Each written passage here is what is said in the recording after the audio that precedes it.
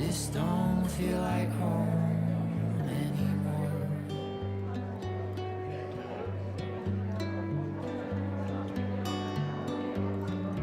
I no longer feel such a shame since the day she stood beside me at a football game. And I knew that I loved her before I knew her name. I no longer feel such a shame. Home was just a broken heart, a driveway to park a car, the memory of a dream long since in discard. So you won't be surprised at the joy in my heart. This don't feel like home anymore.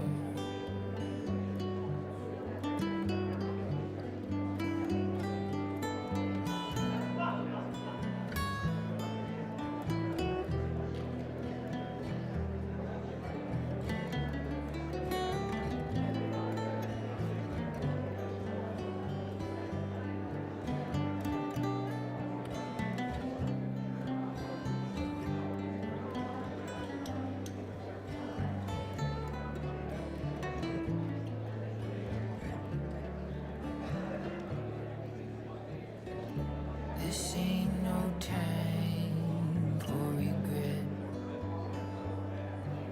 to witness without mercy, but neither to forget. If we keep looking backwards, it'll break our necks. This ain't no time.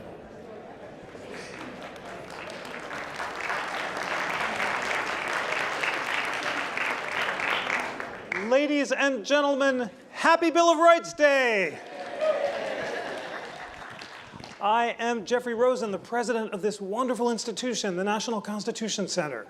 And I see a lot of friends here, and we now have an important responsibility on Bill of Rights Day. And that is to recite the inspiring charter of the National Constitution Center to inspire people throughout Philadelphia and through C-SPAN around the world. So before doing that, I think I better put aside the great book we're going to be discussing. And here we go, ladies and gentlemen. And we're going to recite not only the first part, but the entire congressional charter. And I know you can do it. Here we go. The National Constitution Center is the only institution in America chartered by Congress to disseminate information about the US Constitution on a nonpartisan basis. And here's the second part, and this is the purpose of our charter, in order to increase understanding of the Constitution among the American people. And that is what we're going to do today as we celebrate Bill of Rights Day. On December 15th, 1791, the Bill of Rights was ratified. And the first 10 amendments, which are now known as the Bill of Rights, have become iconic of American liberty throughout the globe. But as we'll learn today in a fascinating series of discussions, the Bill of Rights was not always known as the Bill of Rights. It wasn't until December 15th, 1941, in the heart of World War II, that President Roosevelt first began referring to the Bill of Rights as the Bill of Rights. And in our first panel, we're going to learn from Gerard Magliocca how this first 10 amendments came to be known as the Bill of Rights. Ladies and gentlemen, I have to tell you something else that is very important. We have downstairs, just across the way, one of the 12 surviving original copies of the Bill of Rights. George Washington sent out 13 copies to the states and 1 to the federal government. 12 survive. This copy has been at the Constitution Center for the past 3 years, and it's just here for another few months. It's then going to go back to the New York Public Library, which is sharing it with the Commonwealth of Pennsylvania for 100 years, and it'll come back to us in 3 years. But you have today a unique and rare opportunity to see one of the 12 surviving copies of the Bill of Rights, and I want you to do that. I'm going to finally say that this is the end of our winter season, but we're about to reconvene in January with a series of blockbuster programs, including visits from Mayor Nutter, the historian Joseph Ellis, Justice Ruth Bader Ginsburg, who will be here in February, and you have to all join. And we'll also have the launch of the riveting and much anticipated new biography by yours truly of that constitutional hero, William Howard Taft. So I hope you'll come. I hope you'll come join for that. And in fact, Judge Douglas Ginsburg, who'll be interviewing me about the Taft book, told me William Howard Taft is the most underappreciated figure since George Mason, who refused to ratify the Constitution because it contained no Bill of Rights. So we'll hear now about who George Mason was and what his role was in creating the Bill of Rights. It's now my tremendous pleasure to introduce our first guest. Gerard Magliocca is Samuel R. Rosen Professor at the Indiana University Robert H. McKinney School of Law. He's the author of a series of great books, including the definitive biography of John Bingham, who was the James Madison of Reconstruction, the man who wrote the 14th Amendment, which guaranteed equal protection of the law. And today he's here to discuss his new book, so new that I just have the printout version, but it'll be out very soon, The Heart of the Constitution, How the Bill of Rights Became the Bill of Rights. Please join me in welcoming Gerard Magliocca.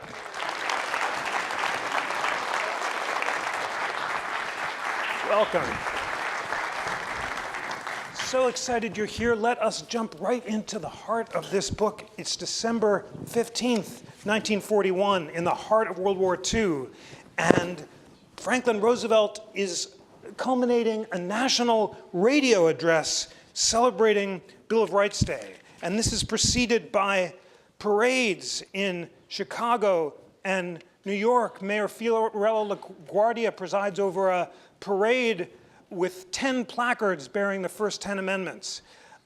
There's a radio broadcast by Hollywood celebrities called We Hold These Truths, heard by 63 million Americans, where they hear Orson Welles, Jimmy Stewart, and Lionel Barrymore all celebrating the Bill of Rights. I love this detail about Edward G. Robinson playing a man sitting in jail for criticizing his town mayor. He says, none of this Gestapo stuff, not that they wouldn't try it if they could, but that little 450-word matter you're celebrating tonight stops them short of it. And then you have President Roosevelt giving his historic address. Free Americans, he says, I can't resist this. No date in the long history of freedom means more to liberty-loving men in all liberty-loving countries than the 15th day of December, 1791. On that day, please, one more sentence. 150 years ago, a new nation, through the elected Congress, adopted a Declaration of Human Rights which has influenced the thinking of all mankind. So this is the, thank you, no, it's nothing. This is, I'll resist the Orson Welles imitation.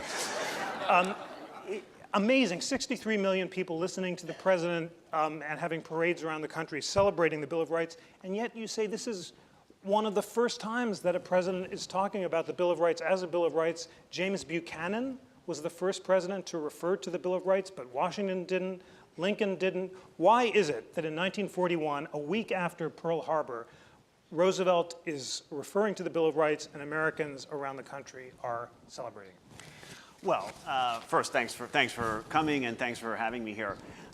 The interesting thing about this commemoration in 1941 is it is the first national celebration of the Bill of Rights. Now, that's an odd thing because it had been 150 years since the ratification of the first 10 amendments. So part of what motivated me to think about the book is to say, well, why did it take until 1941 to have a national celebration like this? Now, part of the answer is because the Bill of Rights became much more important in American culture in the 1930s and the 1940s, and really up until that point, it wasn't particularly important in American law or culture.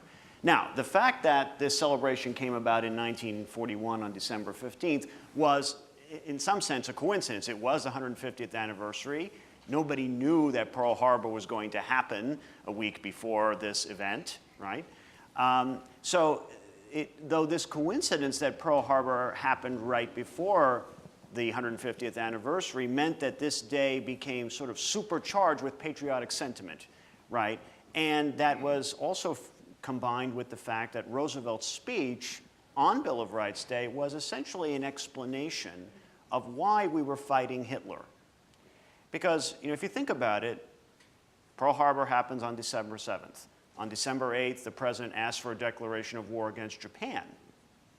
A couple of days after that, Hitler gives a speech in which he says he's going to declare war on the United States. This speech on Bill of Rights Day that was just eloquently read to you was the first presidential statement about why are we fighting Hitler, right? And Roosevelt's answer was, we're fighting Hitler to save the Bill of Rights for ourselves and for the world, right? Now that turned the Bill of Rights, of course, into this very important emblem of American patriotism, a place that it's really held ever since. Wonderful. So the historical context is central. And yet, as you show, for most of American history, the Bill of Rights is not referred to as the Bill of Rights, and the Declaration of Independence is even more likely to be called the Bill of Rights than the first 10 amendments. Let us go back to the beginning and the time of the framing of the convention and understand why it was that the original Constitution contained no Bill of Rights, and why James Madison changed his mind and eventually came to support the creation of a Bill of Rights. To do that, you help us understand what the Revolutionary era state constitutions conceived of as Bills of Rights. And our great audience knows that the interactive Constitution, which is the National Constitution Center's online constitution, includes those Revolutionary era state constitutions, and I want you to download them. Not now because we're talking, but after the show, go to the Interactive Constitution and click on the Bill of Rights, and you can see the Virginia Declaration of 1776, written by George Mason, the Pennsylvania Constitution of 1776, and so forth. And you can see the amendments that Madison made that were not actually adopted. I want to read one of them because it sums up Gerard's point that the framers understood Bills of Rights as prefaces, not as appendixes, that were broad statements of philosophical principles rather than binding legal restraints on government. Madison says, channeling Mason, that all power is originally vested in and consequently derived from the people, that government is instituted and ought to be exercised for the benefit of the people, which consists in the enjoyment of life and liberty, the right of acquiring and using property and generally pursuing and obtaining happiness and safety, that the people have an indubitable, inalienable, and indefeasible right to reform or change their government whenever it be found adverse or inadequate to the purposes of its institutions. That sounds just like the second sentence of the Declaration of Independence. It was taken from George Mason's Declaration of 1776. Tell us about how that preface, which Madison wanted to put at the top of the Constitution, not at the end, sums up what the framers understood as a Bill of Rights. Right, so when people thought about Bills of Rights at the time of the founding, they were looking at the state Bills of Rights. Not all states had a Bill of Rights, but some did, and the ones that did basically followed the model set out in Virginia by George Mason, the underrated person that Jeff was talking about earlier. And what did these Bills of Rights look like? Well, first, they all came at the beginning of the state constitution. And second, they all began with a series of statements that sound a lot like the beginning of the Declaration of Independence, these sort of grand rhetorical statements about natural law and popular sovereignty and so on, which were supposed to be the preface for the specific legal rights that came later. Now, Madison then tried to propose something similar in the first Congress because there were a lot of complaints from the Anti-Federalists and those who were critical of the Constitution that the Constitution did not have such a preface at its beginning. So Madison tried to introduce a preface and a series of changes that he wanted to insert directly into different points of the Constitution where he thought they were appropriate. Congress, though, rejected this. The House of Representatives, for a variety of reasons, decided they didn't want to have a preface, or they didn't want to change the preface that was already in the Constitution about we the people. So as a result, what ended up being ratified was put at the end of the Constitution, not the beginning, and didn't have any sort of grand introduction the way the state bills of rights did. So consequently, almost nobody thought that what was ratified in 1791 was a Bill of Rights. The only person who one time called it a Bill of Rights was Jefferson. But that was in a letter, and he never mentioned it again. And Madison, who of course now everybody says, oh, he wrote the Bill of Rights, he never said what he had written was a Bill of Rights. From the time it was ratified until the time he died, which was 45 years later, and he wrote about a lot of things and certainly wasn't shy about taking credit for things, but he never said, I wrote the Bill of Rights, or what was ratified was the Bill of Rights. Why? Because he didn't think it was a Bill of Rights, and neither did most Americans. The Revolutionary era documents were called declarations of rights, the Virginia and Pennsylvania and so forth, and they were playing off the British model. Tell us about the British Bill of Rights, what it was, and why it was phrased in terms of what Parliament ought to do rather than what it was prohibited from doing. Right. So the term Bill of Rights comes primarily from the English Bill of Rights, which followed the Glorious Revolution of 1688. And the English Bill of Rights was a statute, a parliamentary statute, that sort of put into place many fundamental rights that are still enforced there and then became sort of important here. Now, of course, under the British Constitution, the sort of unwritten or uncodified constitution that they have, Parliament can theoretically do anything that it wants. So to the extent that there was a statute saying that things can or cannot be done, when they're framed towards what a future Parliament can do, it says, more or less, you shouldn't do this, right, while recognizing that you can do something because you're Parliament and Parliament is supreme. The early state bills of rights copied that sort of model by saying, using words like, you ought not to do things, right? Now, if you think about it, right, that's not the same as saying you shall not, right? Ought not is try not to, but you can if you want. Shall not is you can't. Now, what makes the first set of amendments distinctive is that they use the mandatory word shall repeatedly to describe what is being prohibited. And that was because by the time the first set of amendments were introduced, both Jefferson and Madison had to some extent come around to the view that, well, one thing that you could get from a Bill of Rights or a set of amendments would be that it would provide the judiciary with the opportunity to strike down certain laws that violated these provisions. And that, having the mandatory language in there was both necessary and appropriate. And that is a change that eventually worked its way into future state bills of rights when new states sort of entered the Union in the 19th century. So judicial enforcement of the Bill of Rights helped Madison support its adoption. There were two other reasons, why Madison changed his mind about whether a Bill of Rights was necessary. Initially, he'd said that a Bill of Rights was unnecessary or dangerous. Unnecessary because the Constitution itself was a Bill of Rights, and since Congress was given no power to abridge free speech, it wouldn't be in danger of doing so. And dangerous because if you wrote down certain rights, people might assume if the right wasn't written down, it wasn't protected. Tell us why Madison changed his mind, the role of the great anti-federalists like George Mason and Elbridge Gerry and in persuading him to change his mind, and why he eventually decided to propose the Bill of Rights. Right. So as you'll hear in the next panel, part of Madison's role was as a politician. And what he saw in the debates on the Constitution was that there was considerable disquiet about the fact that the Constitution lacked a Bill of Rights.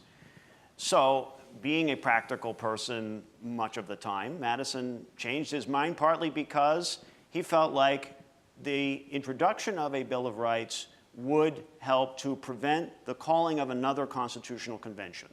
That was what he was afraid of. He and the other Federalists were concerned that if you had another constitutional convention called for, that would just be a disaster because it was so difficult to put together the compromises that you got out of the first constitutional convention. Now, the other thing to point out is that there were two states, North Carolina and Rhode Island, that had refused to ratify the Constitution, and when the first Congress convened, they weren't there.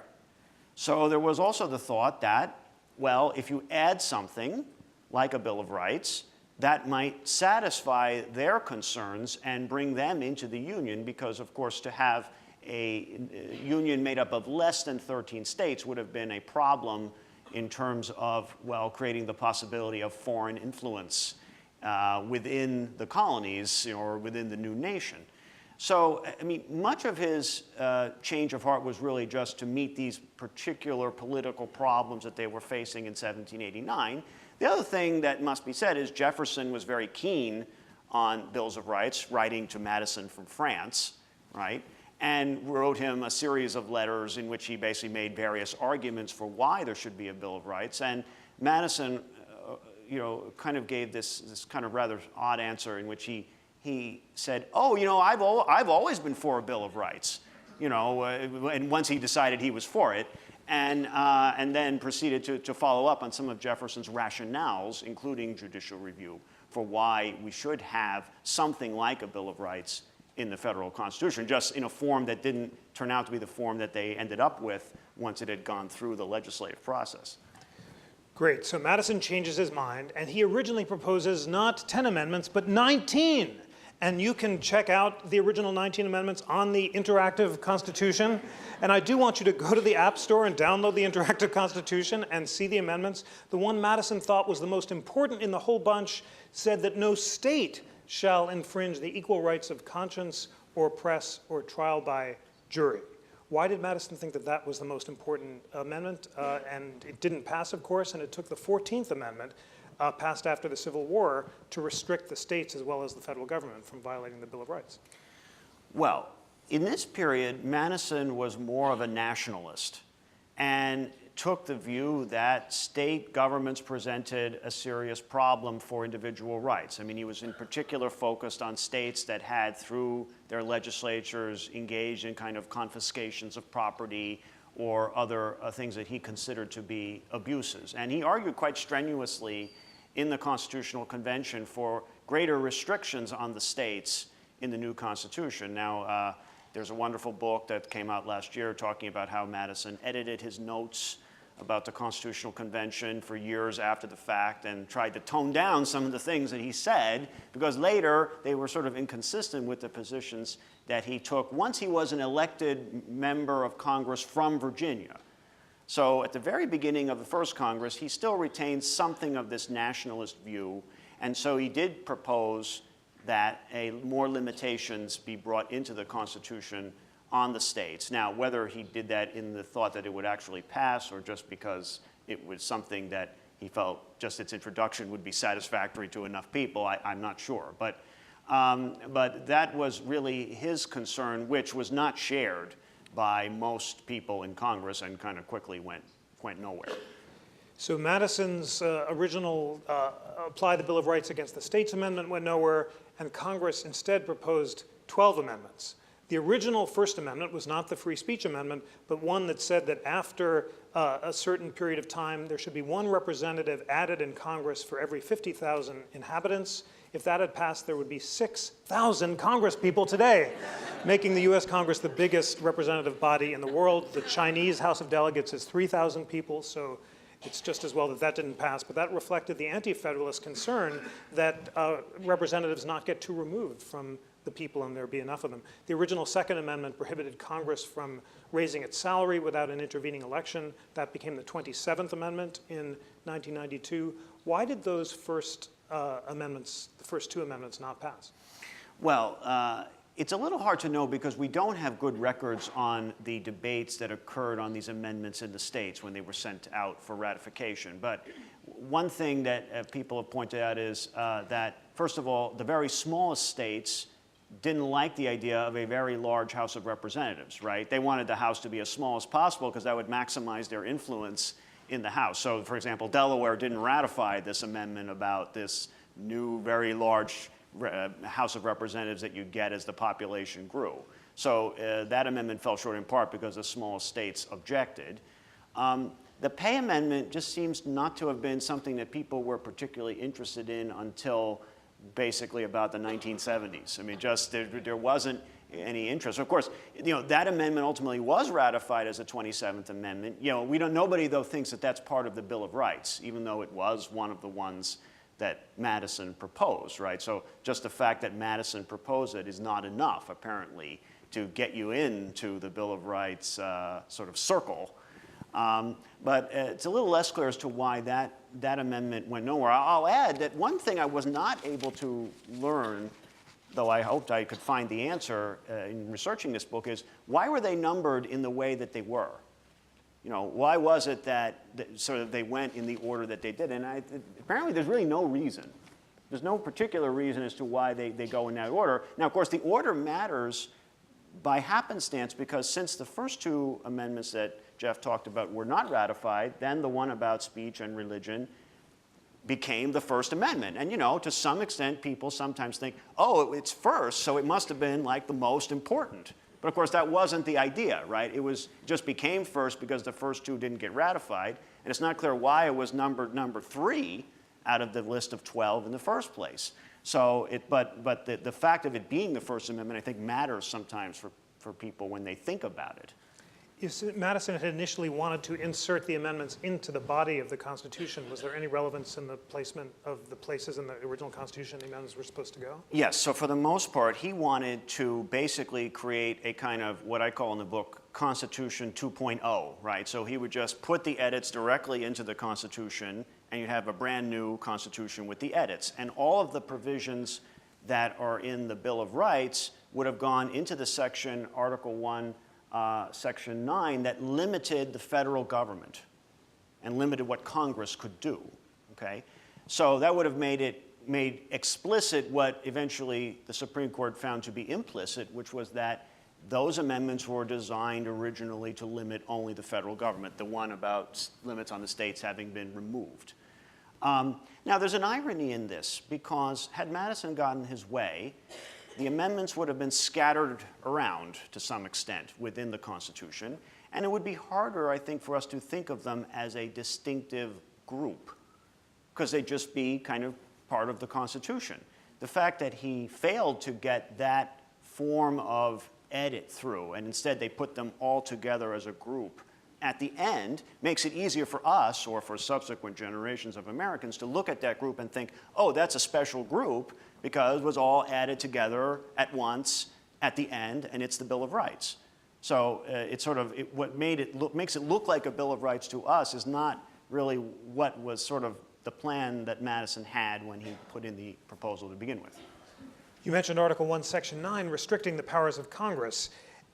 In 1833, in a case called Barron and Baltimore, as you suggested, Chief Justice John Marshall held that the Bill of Rights did not bind the states, it only bound Congress. And Marshall said if Congress had wanted to bind the states, it would have said so, but instead the amendments say Congress shall make no law. They don't say the states shall make no law. And in that opinion, Marshall described Article 1, Section 9 itself as in the nature of a Bill of Rights. And you say in that period, to the degree that anyone talked about a National Bill of Rights, most people gave that honor to the Declaration of Independence. So tell us about Marshall's conception of the first 10 amendments not binding the states and why he viewed Article 1, Section 9 as a Bill of Rights. Well, right. So John Marshall never referred to the first set of amendments as a Bill of Rights. And in the opinion that he wrote saying that they did not apply to the actions of state governments, he didn't call them a Bill of Rights. He called Article 1, Section 9 of the Constitution in the nature of a Bill of Rights.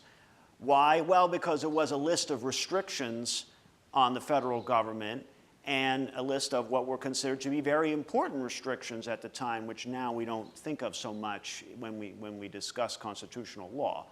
Now, I mean, the fact that the amendments were not held to be limiting the actions of state governments, that was not a particularly controversial point of view at the time, though there were people who rejected that interpretation. Now, interestingly, the people who did reject that interpretation then and then in subsequent years did so in part by calling the first 10 amendments the Bill of Rights.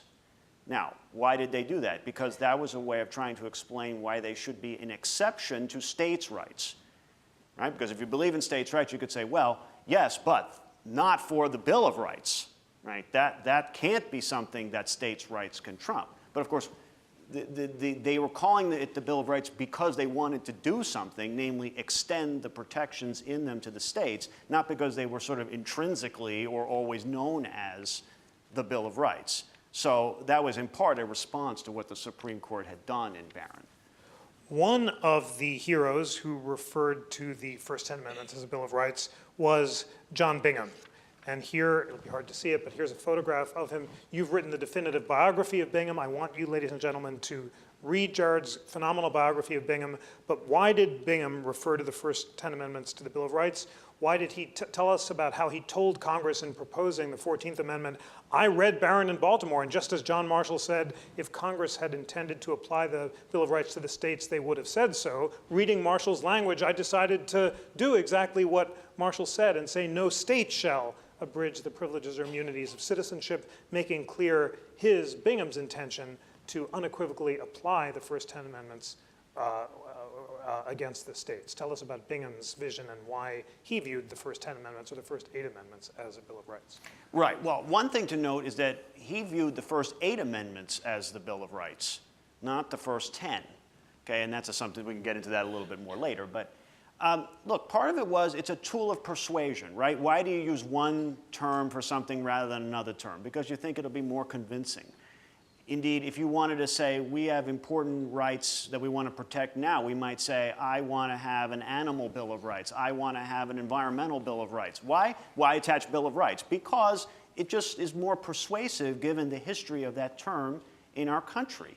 Now, in Bingham's case, he didn't refer to the first set of amendments as a Bill of Rights until 1866, when they were considering the 14th Amendment, and when he decided that he needed to refer to them that way in order to get them extended to the actions of state governments, which he believed was important because of the abuses that had occurred in the South prior to the Civil War, not just against slaves, but against anyone who spoke out against slavery or acted in a way that was contrary to slavery, such as trying to teach religious precepts to slaves, or people who were put on trial for various violations of state laws, largely because they were criticizing slavery, and they were deprived of basic protections that were found in the first set of amendments.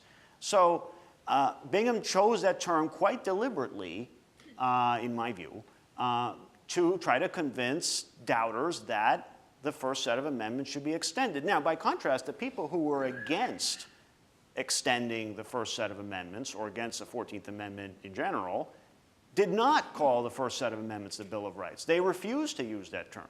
They just said they're amendments. No different than any other amendment or part of the Constitution, right? And they were denying, in that sense, that they were special, and also denying that there was any reason to extend them to the states.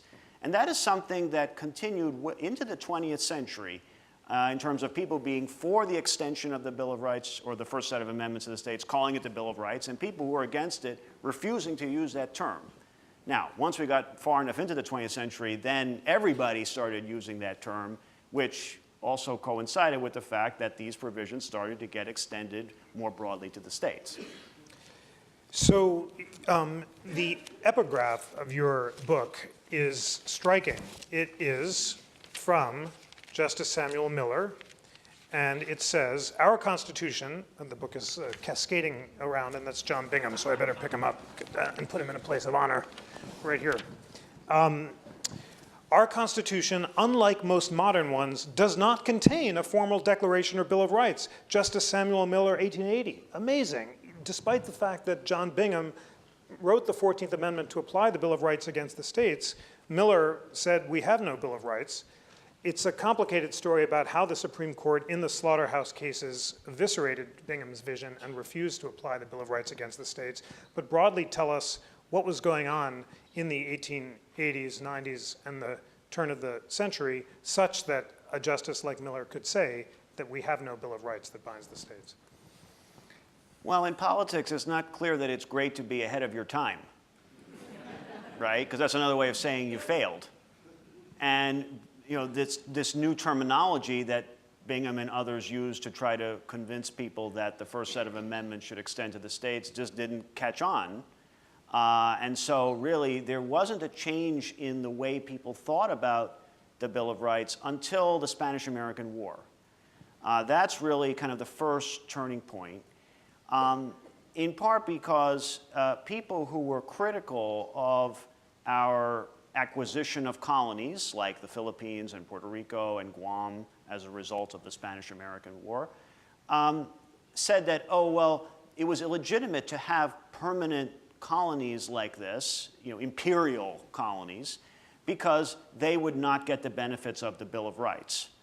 Now, again, that was sort of, the Bill of Rights here was being used as a tool, though this time kind of as a tool to criticize a federal policy, right? And then a response to that was to say, oh, well, okay, we can give the Philippines and Guam and Puerto Rico a Bill of Rights. Of course, what they were given was something much less than the first set of amendments. It was kind of this slimmed down, very much slimmed down version of the first set of amendments.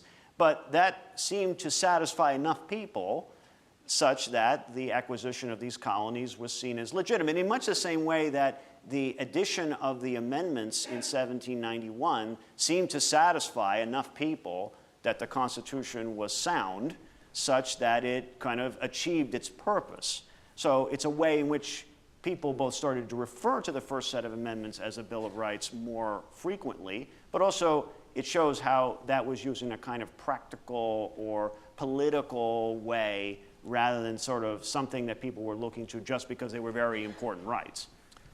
Speaking of slimmed down versions, this gives us an opportunity to take a beat on the constitutional vision of William Howard Taft, because he was the governor of the Philippines at a time this debate was taking place, and there were three positions in the country. The natural law Democrats, as you described, led by William Jennings Bryan, said that the God-given rights of the Declaration of Independence should apply to all people, foreigners and aliens, citizens and aliens alike, and should extend to the Philippines. The progressive imperialists, like Senator George Beveridge, said that we had the right to impose our will on the Philippines and didn't have to extend them any rights. And Taft, the moderate Republican, said the Philippine people should be entitled to those parts of the Bill of Rights that they're ready to exercise based on their level of education, and that didn't include, for example, the right to bear arms, which could be too dangerous. So one more beat about how this debate about how much of the Bill of Rights to extend abroad helped shape Americans' conception of the significance of the Bill of Rights. Well, yeah, I mean, one part of the story of the Bill of Rights is how things going on abroad made the Bill of Rights more important here at home. So one example of that, really the first important example, is what was going on in the Philippines. That is the question of what do you do with the Philippines, or how do you govern it, right, in part had this feedback loop into what people thought about the Bill of Rights at home, or at least that was the effect it had over time. Now, it's also fair to say that to some extent the debate about what rights to extend to the Philippines or Puerto Rico or Guam gives us an insight into what people thought was really important at the time, right? And the answer is, well, some things that you might expect to have been extended, like freedom of speech, were extended. Other things where you might understand why they weren't interested in extending them, like the right to bear arms to people who were under, in a colonized situation, you can understand that. But jury trial rights were also not extended to these colonies. Now, there were different explanations for that. I mean, one you might understand is sort of that there was a thought that, well, people on these juries would be the people who lived there and thus might be not so keen on, promoting the authority of the people who were running the colonial governments. But also you could simply say people also had a somewhat different perception in some respects as to the importance of jury trial at the time as compared to the way it was perceived earlier and maybe is perceived now. That is, they thought it was less important, relatively speaking. So, I mean, you can see both in the states when people had to write new bills of rights, and then when Congress had to consider bills of rights for overseas colonies, well, whatever they ended up putting together as the Bill of Rights, whether they added things that were not in the first 10 amendments or they took things out from what were in the first 10 amendments, told you something about what people were thinking at the time about what was important or unimportant. So we're up to The election of 1912 is fought in particular, partly on a question of how much of the Bill of Rights applies abroad. In 1917, Woodrow Wilson can give a speech about the Bill of Rights that doesn't talk about strong enforcement. He says that he doesn't even refer to the Bill of Rights in any public statement over his two terms of office, and when he invokes a Declaration of Rights in his 1915 State of the Union address, he discusses Virginia's Declaration of Rights. And yet, by 1941, bless you, in the time of the World War II, the Hitlerian menace and the knowledge of the reality of the Gestapo and the concentration camps has fundamentally changed the way President Roosevelt is going to talk about the Bill of Rights. So tell us about the transition between Wilson and Roosevelt and how that changes the national culture. Right. So, I mean, one point to take up in the book is that when Woodrow Wilson brings us into World War I and gives a speech, about how we're going to, fight the war to end all wars and make the world safe for democracy, he never talks about the Bill of Rights, or he never really talks about rights at all. The only rights he talks about are the rights of self-determination or the rights of nations that are being abused by Imperial Germany. So that's a big shift that occurs from then to 1941 when, as I mentioned earlier, Roosevelt says that basically our reason for fighting Hitler is to save the Bill of Rights, right? So that reflects a broader change in the culture that occurred between World War I and World War II. Now, some of this was a direct result of President Roosevelt's use of the Bill of Rights to defend the New Deal and explain sort of the rationales of various policies that his administration put forward. FDR talked about the Bill of Rights more than all of the previous presidents combined. And he did so, though, largely to defend the New Deal. Sometimes it was in the context of saying, you have to support the New Deal, otherwise the Bill of Rights will be destroyed here by some sort of domestic demagogue. Sometimes he would say that, in effect, the New Deal, the expansion of government under the New Deal, didn't threaten liberty because go and read the Bill of Rights, he said in one of his radio speeches, and you'll see that it's unaffected, right? Which is a way of saying the Bill of Rights is really all that matters when you think about freedom, which of course is not the view that everybody held then or holds now. But it was an effective way of trying to argue that what he was doing was constitutionally appropriate.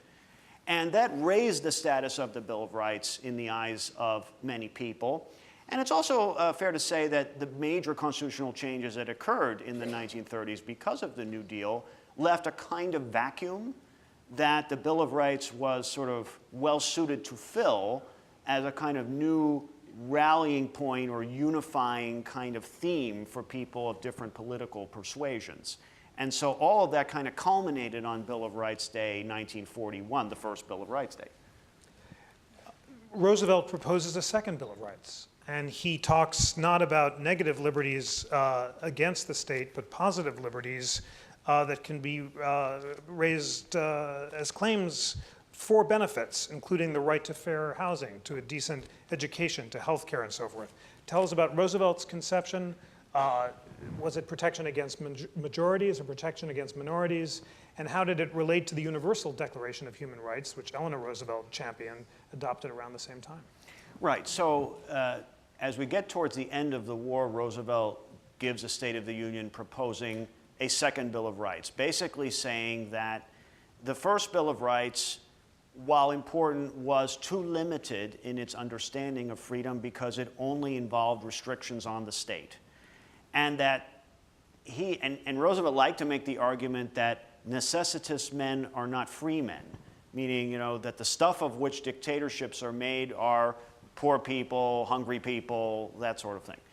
And so his proposal to sort of defeat the sort of possibility of fascism coming after the war at home was this second Bill of Rights that consisted of a variety of entitlements: universal health care, education, right to a job, and so on. Now, what's interesting about this, well, a couple of things that are interesting. One is that by saying that we needed a second Bill of Rights, he was sort of implicitly saying that the first Bill of Rights could not be changed, right? That is, that's the Bill of Rights always and forever, and so in order to have something else, we've got to call it the second Bill of Rights. rather than just saying, let's just rethink what the Bill of Rights is. The second thing to point out is that Roosevelt's conception of the second Bill of Rights was very much in keeping with the way he used the first Bill of Rights throughout most of his presidency, which was as a way of promoting government. Now, that's contrary to the way we usually think about the Bill of Rights. We think of it as being about limiting government. But Roosevelt saw it as a way of legitimating government action. And thus, his list in the second Bill of Rights was all about things that the government was going to give you or do for you, right? And that understanding kind of didn't really, has survived in bits and pieces, but as a sort of, unified idea really kind of died with him. The only really place where we see it was the GI Bill of Rights, which is the only legislation that actually came out of the second Bill of Rights, and of course also had the Bill of Rights sort of attached to it, which did talk about all of these economic benefits that the state gave to returning veterans. It's so striking that you note that President George H.W. Bush, on the 200th anniversary of the Bill of Rights, refers to it as a charter of negative liberties, unlike Roosevelt, who saw it as a charter of positive liberties. And one of the big institutions that affected that change, you say, was the Supreme Court, and in particular, the Supreme Court's decision to strike down mandatory flag salutes in the Barnett case. Having previously upheld them just a few years earlier in the Gobaitis case, the court, in one of the most inspiring First Amendment opinions of the 20th century, written by Justice Robert Jackson, says, if there's any fixed star in our constitutional constellation, it's that no official, high or petty, shall prescribe what shall be orthodox in matters of conscience. Tell us about that case, about the particular role of the flag salute, which involved an upstretched hand, and why that became to be anathema and unacceptable in the age of the Hitlerian menace, and why Barnett transformed our conception of the Bill of Rights. Right. So basically, until 1940, the Supreme Court hardly ever mentioned the Bill of Rights in the way that we understand it. Starting in 1940, they started talking about it a lot, and that's continued to the present day. Now, Gobaitis was the first case in which the Bill of Rights was referred to frequently, and that was a case in which the court upheld mandatory flag salutes in public schools. A couple of years later, they reversed that position in another opinion that talked a lot about the Bill of Rights, but of course in a somewhat different way. And what's kind of critical is that in these years, the Bill of Rights then becomes this sort of touchstone for the exercise of judicial review, and really a way of legitimizing judicial review. Because the court had a problem, which was after the New Deal, where there was considerable controversy about how the court had used its power to strike down laws as unconstitutional, they needed a new way of explaining or sort of justifying their reasons for doing this. And the Bill of Rights provided a solution, right? Well, we're not just striking down things that we think are wrong, we're striking down things that violate the Bill of Rights.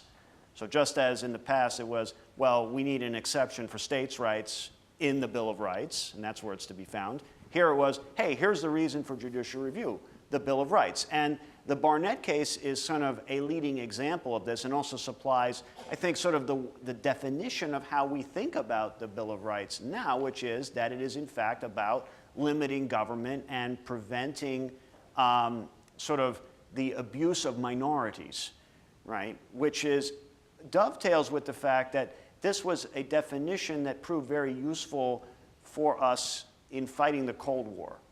And I don't know if maybe we'll talk about that in a moment, but the thought that the Bill of Rights was important in distinguishing us from the Soviets, right, was a point that President Truman would make again and again, using kind of the language and rationales that the Supreme Court had built up in some of these cases in the 1940s, especially on the point of religion, right? We protect religion in our Bill of Rights, and communism is an atheistic system which does not. So, so the court's role was critical, but they were doing it partly to enhance their own authority by justifying judicial review, but just doing it in a more focused way by looking to the Bill of Rights. And these really critical cases came down between about 1940 and 1950. You mentioned the Cold War and President Truman. You quote him in a speech to the Federal Bar Association in 1950. I'm going to tell you how we're not going to fight communism. We're not going to transform our fine FBI into a Gestapo secret police. That's what some people would like us to do. We're going to keep the Bill of Rights on the books. And that wasn't just the Democrats. The 56 Republican platform, supported by Eisenhower, said, we hold the Bill of Rights as the sacred foundation of personal liberty. It is so striking because, as you say, before the 50s, the Republican and Democratic platforms in 1912 or 1908, for example, talked about the Constitution as the center of their vision of liberty, but it shifted by the 50s and 60s to the Bill of Rights. Tell us more about the interplay between the Supreme Court decisions and the political parties' invocations of the Bill of Rights during this period. Well, I think that, of course, Roosevelt and Truman being Democrats, no constitutional principle really becomes one until it is bipartisan, right? Because otherwise it's just a political football. So the fact that Republican presidents, Eisenhower being the first one, sort of embraced the Bill of Rights in the same way that Roosevelt and Truman did was really the sort of telling moment where this really became kind of a national, a symbol of national unity. And it's also a fact that the Bill of Rights, because it encompasses a broad range of topics, right, is able to provide either party, there's something in it for everybody, right, basically. There's whatever disagreements you may have politically, it's just a matter of emphasis as to whether you're more keen on the Second Amendment or you're more keen on the First Amendment or you're more keen on the Fourth Amendment, right, or whichever amendment is your favorite. And so that was something that people found useful in sort of making political arguments. It's also worth pointing out that it also related to the civil rights struggle that began in the 1950s, where the argument was that the Bill of Rights was not being applied to all Americans, right? And certainly that was a position that people in both parties, adhered to in the different places and to different extents. But that sort of served as a way of trying to explain to people why we needed civil rights legislation or action on civil rights. Wonderful. We have a whole bunch of great questions from the audience, and let's jump right into this. This is just a superbly wonky and relevant question. It says, when you look at the Constitution Center's interactive Constitution website, as you must, ladies and gentlemen, and download the app, and when you research the Second Amendment, the eastern states did not reference militia, only the southern states. Was George Mason, a slave owner, responsible for using this language? This is such great close reading, ladies and gentlemen, because if you go to the interactive Constitution, as I just happen to have here on my iPhone, you'll find, when you click on the Second Amendment, the two states, as the questioner says, Vermont and Pennsylvania, said the people have a right to bear arms for the defense of themselves or for purposes of killing game, clearly referring to it as an individual right. By contrast, the other 11 states talk about the right of state militias not to be replaced by a federal standing army. So the brilliantly close reading questioner asks, was this a function of the slave-owning states like Mason being less concerned about individual rights, perhaps because they didn't want to recognize the clash between the Bill of Rights and slavery? Right. So I think the short answer is I don't know.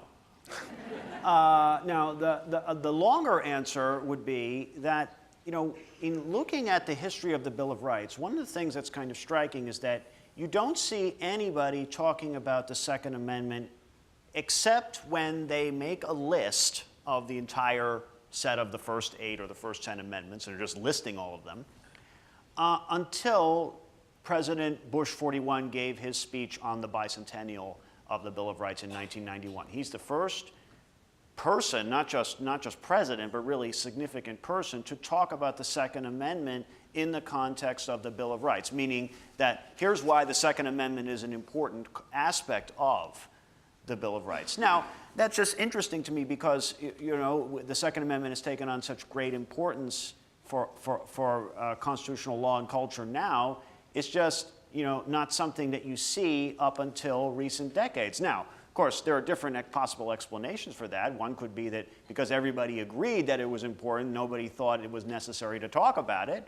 Or you could just say people didn't think it was all that important or didn't think about it all that much as compared to other provisions in the first set of amendments.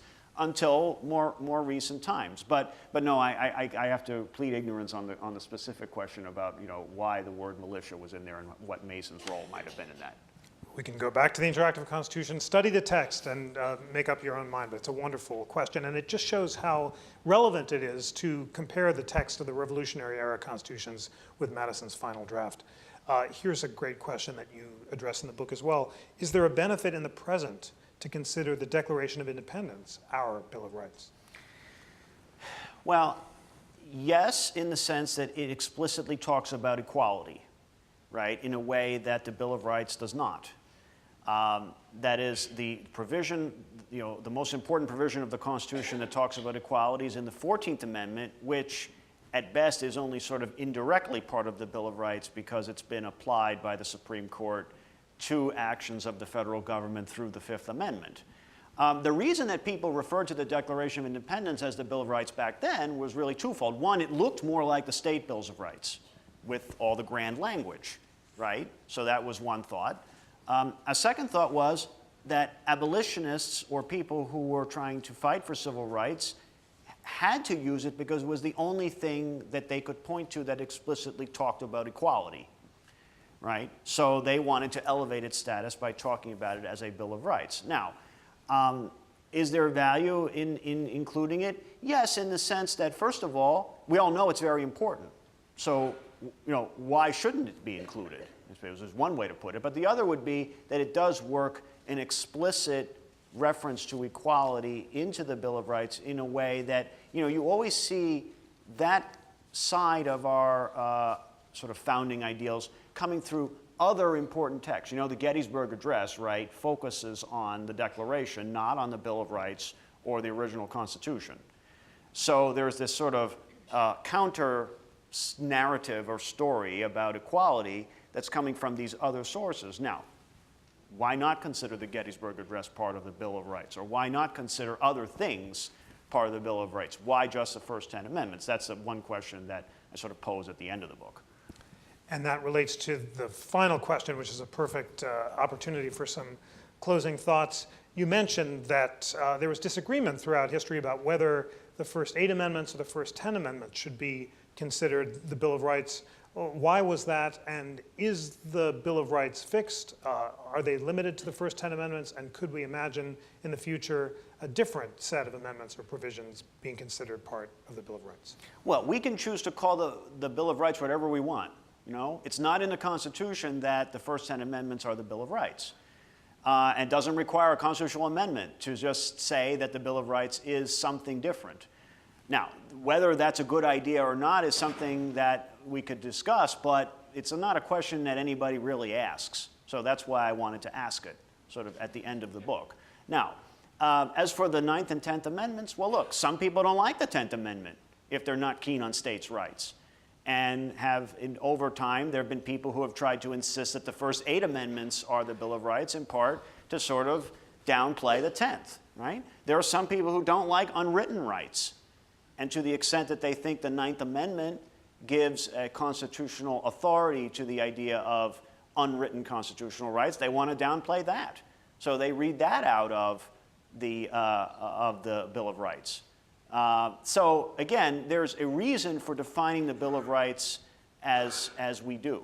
So by choosing to pick the first 8 or the first 10 or something else, you're making a statement about what's important to you or what's unimportant. And there are different approaches to what you think might be worthy of inclusion. So that's something that I think we all should give more thought to. Gerard Magliocca, in this book, The Heart of the Constitution, you have increased awareness and understanding of the Bill of Rights among the American people. Please join me in thanking Gerard Magliocca. Thank you.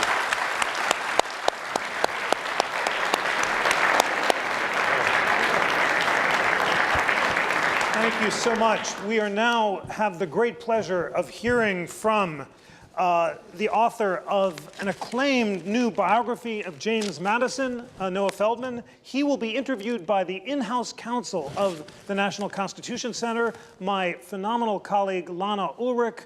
Lana, among her many wonderful accomplishments here, has made it possible for those of you who need CLE or continuing legal education credit to get it just by watching these phenomenal programs, either in person and online. And for that, we're incredibly grateful to her. Please join me in welcoming Lana Ulrich and Noah Feldman.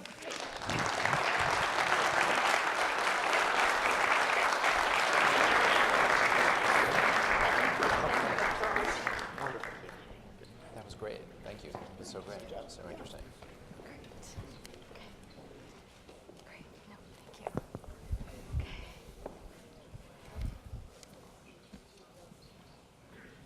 Right. Good morning and welcome to Bill of Rights Day. My name is Lana Ulrich and I'm in-house counsel here at the National Constitution Center. And my guest today is Professor Noah Feldman, author of The 3 Lives of James Madison. Noah is the Felix Frankfurter Professor of Law at Harvard Law School. He specializes in constitutional studies with emphasis on law and religion, constitutional design, and the history of legal theory, and is the author of 7 books.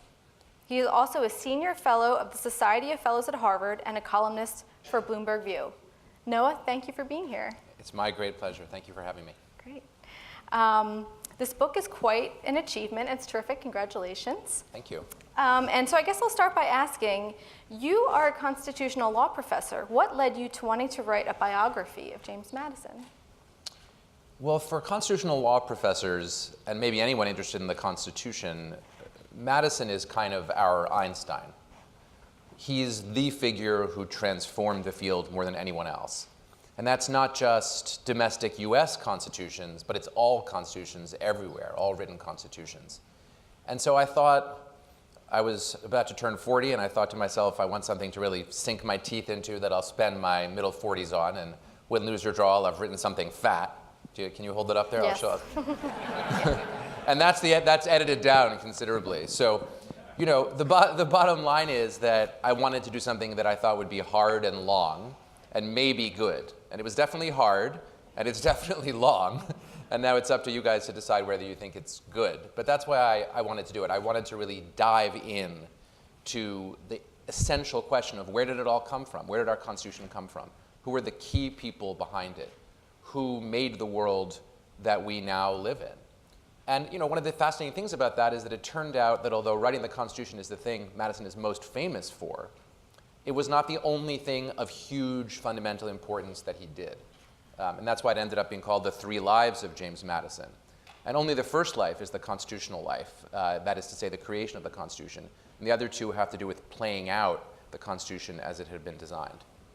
Great. So tell us a little bit more about the 3 lives. What led you to choosing to divide Madison's life up in that way?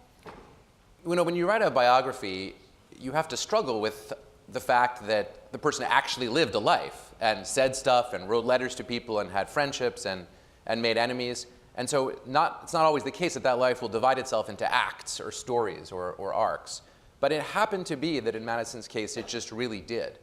Because in his first life, during which he was single for the entirety of it, he was a very shy guy and had only one failed romance in his early 30s until he met Dolly. And in that first life, he produced this incredible Constitution, and it was really a remarkable act of genius, creativity on a par with Einstein's great moments of creativity, transformational, and he knew it. And he wanted other people to know it too. But then, having created this amazing Constitution that, among other things, was designed to solve the problem of political parties forever, so we would not have any more political parties, he discovered when he entered Congress that that part of the Constitution hadn't worked. And he ended up founding the Republican Party alongside Thomas Jefferson to fight Alexander Hamilton's Federalist Party. And that became a completely different world for him.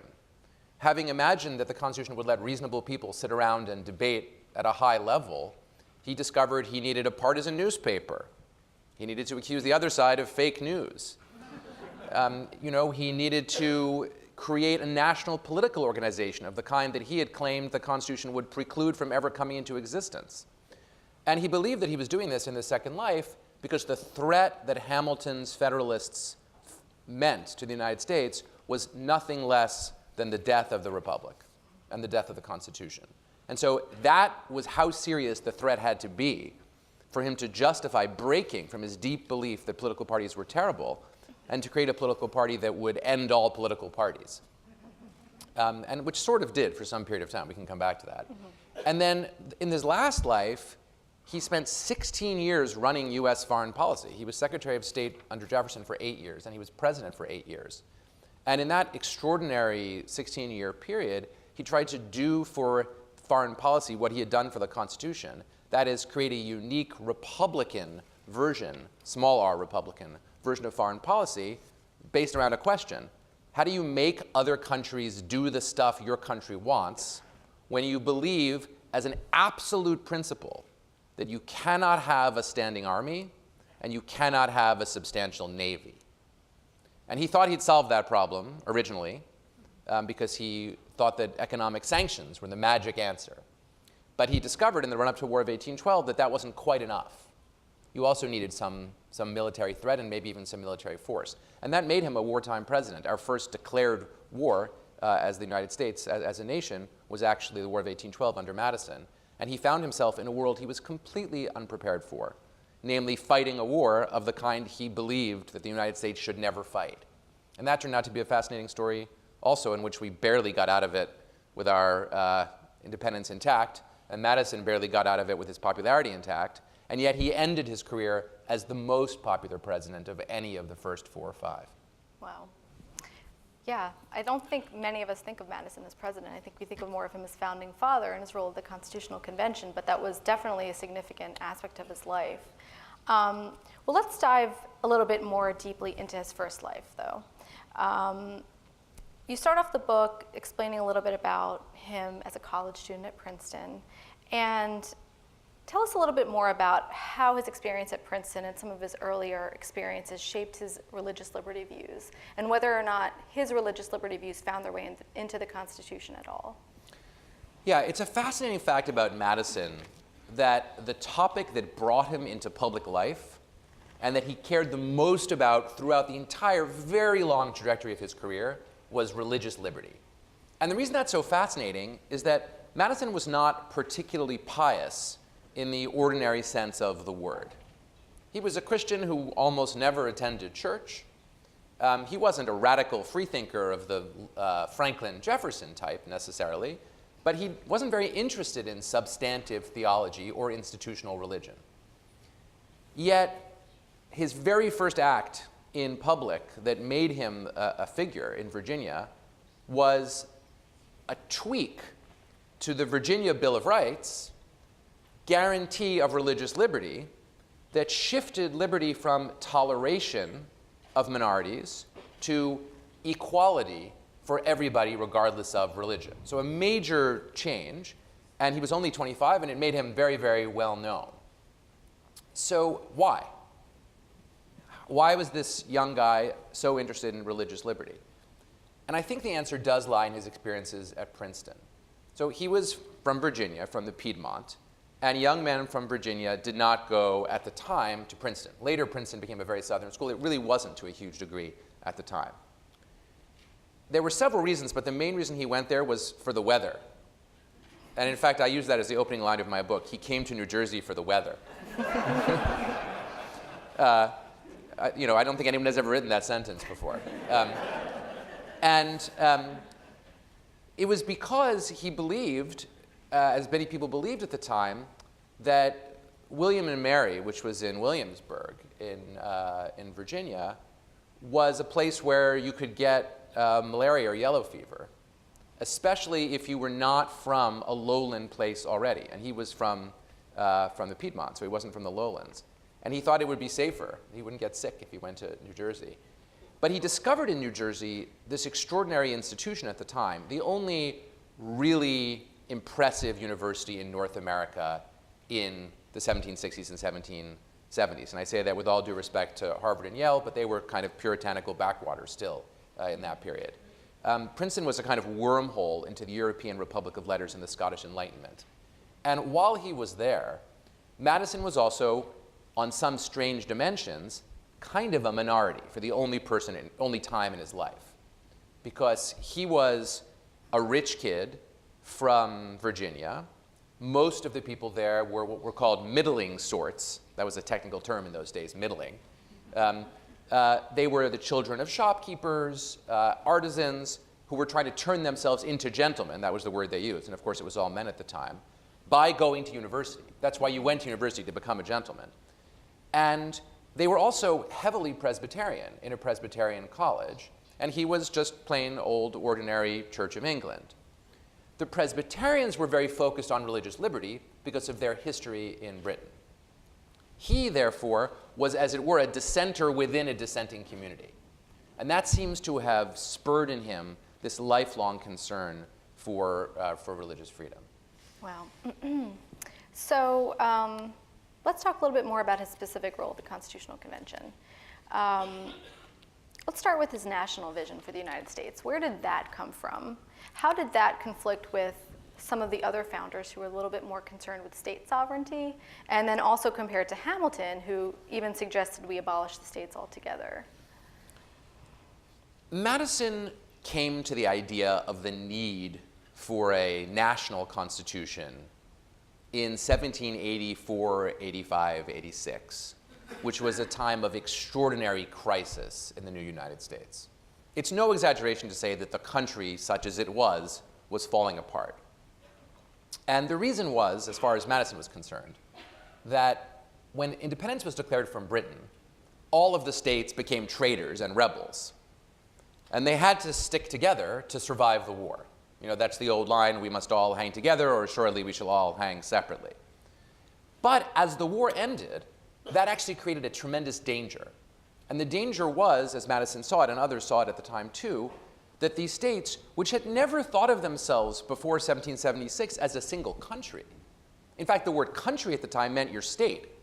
This is a very important thing to realize when you start to read 18th century documents. When someone refers to my country, he's always talking about his state, never about the United States. So the danger was that these individual little republics, these 13 little republics that were in a federation, were going to have so little in common, so few overlapping interests, and no central need to cooperate, that they would fly off into different directions and each become their own little states. Now, that might have been fine in theory, but it was going to be a disaster in practice. And the main reason it was going to be a disaster in practice was trade. So here's another thing I figured out when working on the book that I never sort of thought of before. The way you have to think of the British Empire in the 18th century, the French Empire too, is sort of like the EU. It was in large measure a free trade entity. If you were part of the British Empire, you could trade freely with any other part of the British Empire, and the British Empire was global. When the United States declared independence, it left that trade union. It was sort of Brexit, a version of Brexit. And suddenly, the economy of the US, which depended heavily on trade with British ports, was in serious jeopardy because you could no longer trade freely with all of the places where you had been doing all of your business. So what the country needed was a trade policy to pressure Britain and then eventually France to open its ports to US shipping. And you couldn't create a unified trade policy if the people from Rhode Island, just to use one example, which they used a lot, would always wait for the other states to declare they were going to act in concert and then cheat. Rhode Island cheated. And you know, people in the 18th century in every other colony and state, they really hated Rhode Island. You know, it wasn't just that Rhode Island didn't ratify. The reason Rhode Island eventually didn't ratify the Constitution until everybody else had done is they were waiting to see if there would be some benefits from cheating. And this was a kind of logical shipping maneuver. You know, if everybody else says we're not going to ship, it's like, okay, we'll do it. So Madison's first idea about why we needed a national constitution was the central government had to be able to coerce the states, force them to all be on the same page for trade. And that is what began to make him a nationalist. The fear of the whole thing falling apart meant you need to pull it to the center. And this eventually became, for him, a gravitational metaphor.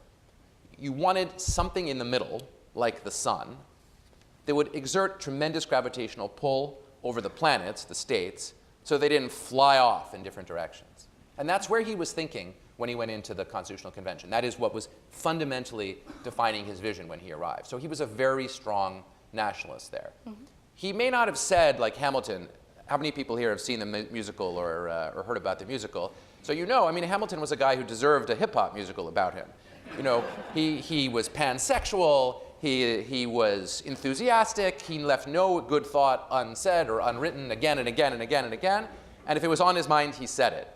And so he was openly saying, we don't need the states. In fact, at the convention, he openly said, the British monarchy is the only form of government that will ever work in our country, and that's what we should do. Everyone sort of looked at him like, that didn't make it into the musical. Madison would not have gone that far publicly, but he was fully prepared to accept a national government when he was in Philadelphia at the convention that would have minimized the role of the states to the point where they didn't matter all that much. Madison also had the idea of the national veto as well. How did that play into his nationalistic vision? That was, for him, the single most important aspect of the Constitution that he lost on. So as you probably know, the so-called Virginia Plan, which was the outline of a constitution that Madison had prepared in the run-up to the convention that was introduced in the first week of the convention, it did ultimately become the basic blueprint for the Constitution that emerged. And that's why we think of him as the most important constitutional draftsman. There were, two major tweaks to his original plan. One was equal representation in the Senate. Madison thought that was ridiculous. He didn't think that Delaware and Rhode Island should have the same number of delegates as Virginia did in the Senate. And he went into the convention thinking that the small states would be forced to accept proportional representation. But he didn't think through the fact that they voted in the convention based on equal representation of all the states. So when New Jersey staged a walkout from the convention and said, okay, we're walking, with all the small and medium-sized states, Madison realized he'd have to compromise on that. He didn't like it, but he did it. The other change was the loss of a central component of the blueprint, and that was that Congress would be able to veto any law passed by any state that it didn't like. Now, why? Well, one reason is that Madison had also, in 1785-86, begun to distrust state legislatures.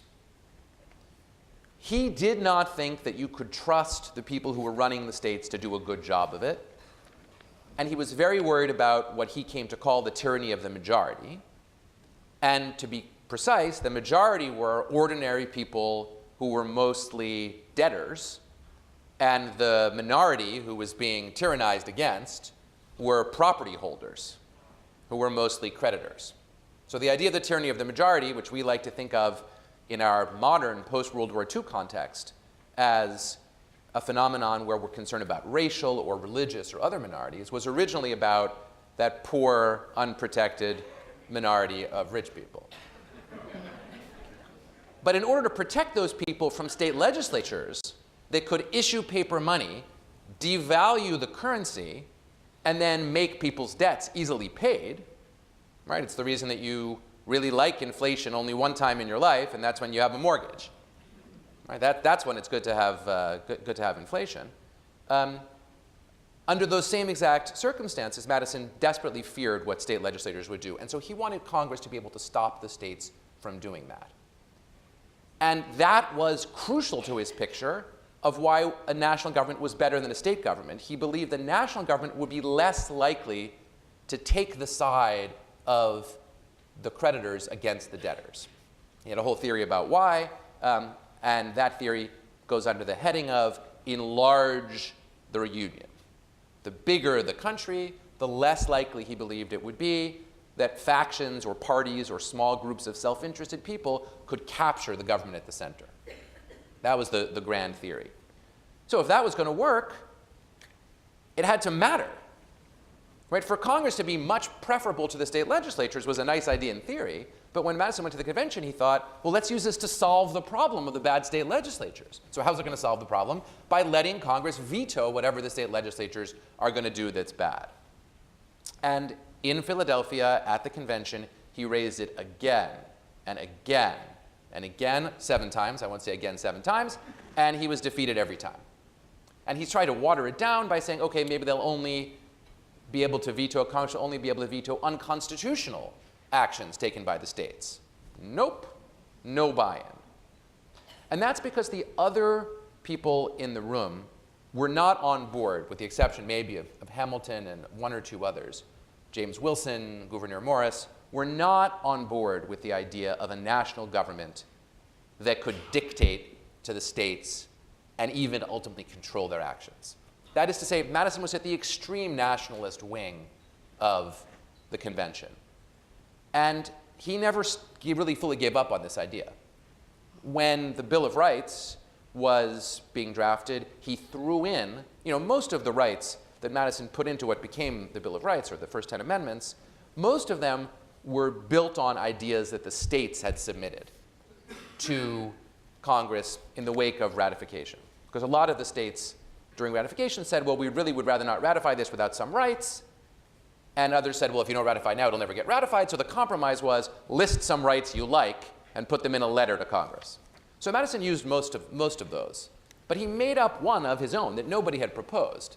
And that was the idea that in the Bill of Rights it should say that no state could violate certain very basic rights, like the right to religious liberty, which he cared a lot about, and the right to freedom of the press. That had no relationship to what anyone else wanted. That went down also. But it was a reiteration of his idea from the convention, namely some way for the national government to block the state legislatures from doing nasty stuff. So he really, really, really did not want to give up on that. And just to add one last sort of twist on this, he had a further reason for thinking that Congress should be in charge of the states. And that is, by the time the convention was over, it was clear that they had created a new hybrid form of government that had never existed before, in which the states retained some sovereignty over their own citizens, but Congress and the federal government now also exercise sovereignty over those same citizens. This is what Justice Kennedy, who's got a good ear for a phrase that will last, called, he says, somewhere Justice Kennedy says in a case called the term limits case, the framers split the atom of sovereignty. I'm not sure he means all of the implications of the end of that metaphor, but that's what Justice Kennedy said. So when you break something that everyone believed was unbreakable, because sovereignty is supposed to mean one guy's in charge, or some entity is in charge, so how can you break up sovereignty into multiple parts? That's high risk. And Madison felt there had to be in the government somewhere a last word. And he wanted the last word to be with Congress. And that was to some degree prescient, because by the time the Civil War came along, there was a dispute about where the last word lay. Did the last word lie with the states, or did the last word lie with the United States? And it took the 14th Amendment and the Civil War to lead us into a constitutional world where we all now believe that somebody, we usually think it's the Supreme Court today, actually does have the last word about what the Constitution means. So that when Roy Moore says, well, Alabama doesn't have to follow what the federal Constitution says according to the Supreme Court, we should be able to do what we think it means, we have a legal answer to that based on the 14th Amendment that says, no, Supreme Court gets to decide. So that is a fundamental structural issue that Madison identified and saw as a problem already at the convention. And his veto plan was supposed to solve that. So he would be today, he might not have said the Supreme Court's the ideal entity to solve that, but he would definitely see the logic of there being somebody who has to have the final word. So he didn't get his national veto, but at least he was validated in some way with the way the federal judiciary acts. Yeah, I think that's exactly right. And he himself was a little ambivalent about the federal judiciary being the relevant actor to do it, but I do think that our current constitutional picture, in which we believe that the Supreme Court has the last word and is supreme over the meaning of the Constitution, is deeply structurally Madisonian. I want to go back to what you were saying earlier about Madison's idea of the enlargement of the Republic. And this Madisonian structure of government is something that I think a lot of us think about when we think primarily of Madison and his role with the Constitution. In the book, you talk about Hamilton's criticisms of this and how Hamilton was saying, well, if you expand the country and make it larger, there's creditors everywhere. So how is that going to solve our problem? What do you think of Hamilton's criticisms? I think they were pretty clever and pretty smart. So remember, I was just saying a moment ago that Madison had this grand idea, and he thought of it as his grand idea, that by enlarging the Republic, you would reduce the probability of party and faction. And there are some notes of Hamilton's, which may have been written while Madison was giving his speech on this. Maybe he wrote them another time and later editors compiled them. There's some uncertainty about that. But we have notes in Hamilton's handwriting saying, no, once you have a Congress, everyone will be in the same room. So if there's a faction of one side, creditors, let's say, they can coordinate their actions right there in Congress. Hamilton was also worried about the possibility of a demagogue coordinating at a national level. These were legitimate, reasonable concerns, but they were also, in Hamilton's mind, blueprints to some degree of what he was planning to do once the Constitution came into effect. So this is a fascinating thing about Hamilton. He didn't do much at the convention. He wasn't there for a lot of it. He didn't have votes to win many issues within the New York delegation, and he got bored. And he left. Came back a little bit at the end. The minute the Constitution was up for ratification, he swung into action and co-wrote the Federalist Papers with Madison. And then once Washington was elected and he became Secretary of Treasury, Hamilton set out to do for the financial structure of the country exactly what Madison had done for the political structure. And that was a national bank, a permanent national debt, which he called immortal. He wanted it to be immortal. He was right about that. And a pro-manufacturing subsidy policy that would have the effect of hastening the movement of the United States in what he considered the inevitable direction of the Industrial Revolution. It turned out he was about 75 years early on that, but that was his game plan. Now, in order to do this, he had to deal with the fact that he knew perfectly well that the vast majority of Americans did not support any of these three elements. But he had a political party that he organized that was in Congress, where he did have the votes, with the backing of Washington, whom he was closely allied with, that managed pretty effectively to get each of these policies adopted in one form or another. That is where Madison realized that Hamilton had been right and he had been wrong. Madison was forced to realize that despite the expansion of the government to the national level, if someone were clever and politically organized, they could use political party at the national level to get through their policies. And that's why Madison felt he had to create a political party to go back to the people and convince them that they should act together collectively and beat the Federalists. Now, I'm giving you a Madison's eye view of this here. That's how Madison saw it. Hamilton would have said something different. And that's what the Republican Party was supposed to be. And to form it, Madison had to break the idea that expanding was the solution, and he started to say, going back to the states is part of the solution. Thank goodness we have the states, because the states can stand up as bulwarks against overreach by a federal government that's been captured by the bad guys. And so Madison tacks very far back away from his initial strongly nationalist view towards a much more states' rights developed view. Now, Madison was a genius, and he could always reconcile these things in some formal way. If you'd asked him, are you changing your views? He would have said, no, I was a centrist at the convention, and I'm a centrist now. No. He was responding to radically changed political circumstances. And so he became much more strongly states' rights in the 1790s while the Republicans were being formed and when they were out of power. So that was that was sort of part of his ordinary political judgment. And it's also part of my story in the book, because it's a story in part of moving from innocence to experience. You move from being an innocent theorist to a real-world politician. You got to learn from your mistakes, and he did. Mm-hmm. I think you also write about how, through the process of writing the Federalist Papers, when Hamilton and Madison were working together, Madison became slightly more Hamiltonian, Hamilton became slightly more Madisonian. But then, of course, they went on to form competing political parties, and Madison's second life as partisan, you talk a little bit about his fight against the Federalists and the Sedition Act. And what's interesting about that is Madison drafted the Bill of Rights, the First Amendment.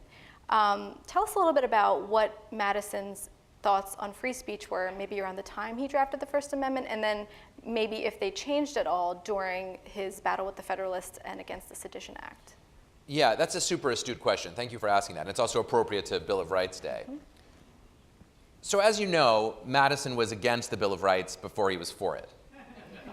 You know, he thought both at the convention and then in the ratification process especially, there was no need for a Bill of Rights at the national level, and maybe it would even be a mistake. And he was forced to change his view, partly because he needed to get elected to Congress in Virginia in a special district that was gerrymandered against him by Patrick Henry. Patrick Henry hated Madison. The feeling was mutual. And after Madison had won the ratification debate in the Virginia Ratification Convention, Henry convinced James Monroe, who was one of Madison's best friends. They were co-investors in some real estate in upstate New York. They were, you know, almost like brothers. They were close to being brothers, with Jefferson as their father figure. Henry convinced Monroe, who had moderately opposed ratification, to run against Madison. And then he gerrymandered a district which included very anti-federal districts, including the one that Monroe was from. So in the race between the two of them that followed, I mean, it's kind of astonishing that Monroe did this, but he did. In the race between the two of them that followed, it was very hard fought in the bitter of winter, where they would give these long speeches in the freezing cold. Madison used to tell stories about this later. He got frostbite on his nose riding back from one of these public outdoor meetings, and he liked to point to his frostbitten tip of his nose when he was telling the stories. So in the course of this terrible fight, Monroe's supporters made the public argument that Madison believed the Constitution was as perfect as any human creation ever. And they claimed he had said this in the Virginia Ratifying Convention, but that the records hadn't yet been published. And the problem was Madison did sort of think that. He had never been quite so impolitic as to say that his Constitution was the best one devised, you know, by humans, and that it was a little short of a miracle, but he thought it. And so he had to defend himself and get votes of anti-federalists who had opposed ratification. And the way he did that was to promise his constituents that he would deliver a Bill of Rights. Once he went into Congress, nobody else was interested in the Bill of Rights, including people who had previously been somewhat anti-federal. But Madison was worried, A, that he wouldn't be reelected if he didn't get it enacted, and B, that if there were no Bill of Rights, it would be used as an excuse for calling a second constitutional convention. And as he said, conventions are ticklish things, and he didn't want to have another one. He knew it might not go well the next time. And so he pushed through the Bill of Rights to satisfy his constituents. But I would say he was still not deeply exercised by the beliefs behind it, because remember, the Constitution really only limited the federal government. The Bill of Rights only limited the federal government. And Madison still wasn't very worried about what the federal government could do. His real worry had been about the state legislatures, and the federal Bill of Rights said nothing about them. That all changed in the Adams administration. And it changed specifically with the Sedition Act. And the Sedition Act, as you probably know, was enacted by the Federalists with Adams's encouragement during the quasi-war that the Federalists fought against France. It was called the quasi-war because it was an undeclared war. So it was a low-level naval fight over shipping. Remember, I mentioned shipping was the dominant issue, and it really was, and this was a low-level war with France over shipping. And like every president in US history, with the exception of Madison, I believe this really to be true, and I've checked it, Adams used war as an excuse to curtail civil liberties. The Sedition Act made it a crime, a federal crime, essentially to criticize the government of the United States or to talk about it disrespectfully. And Federalist prosecutors used this to arrest, fine, and jail Republican newspaper editors all over the country, dozens of them. I know it sounds shocking.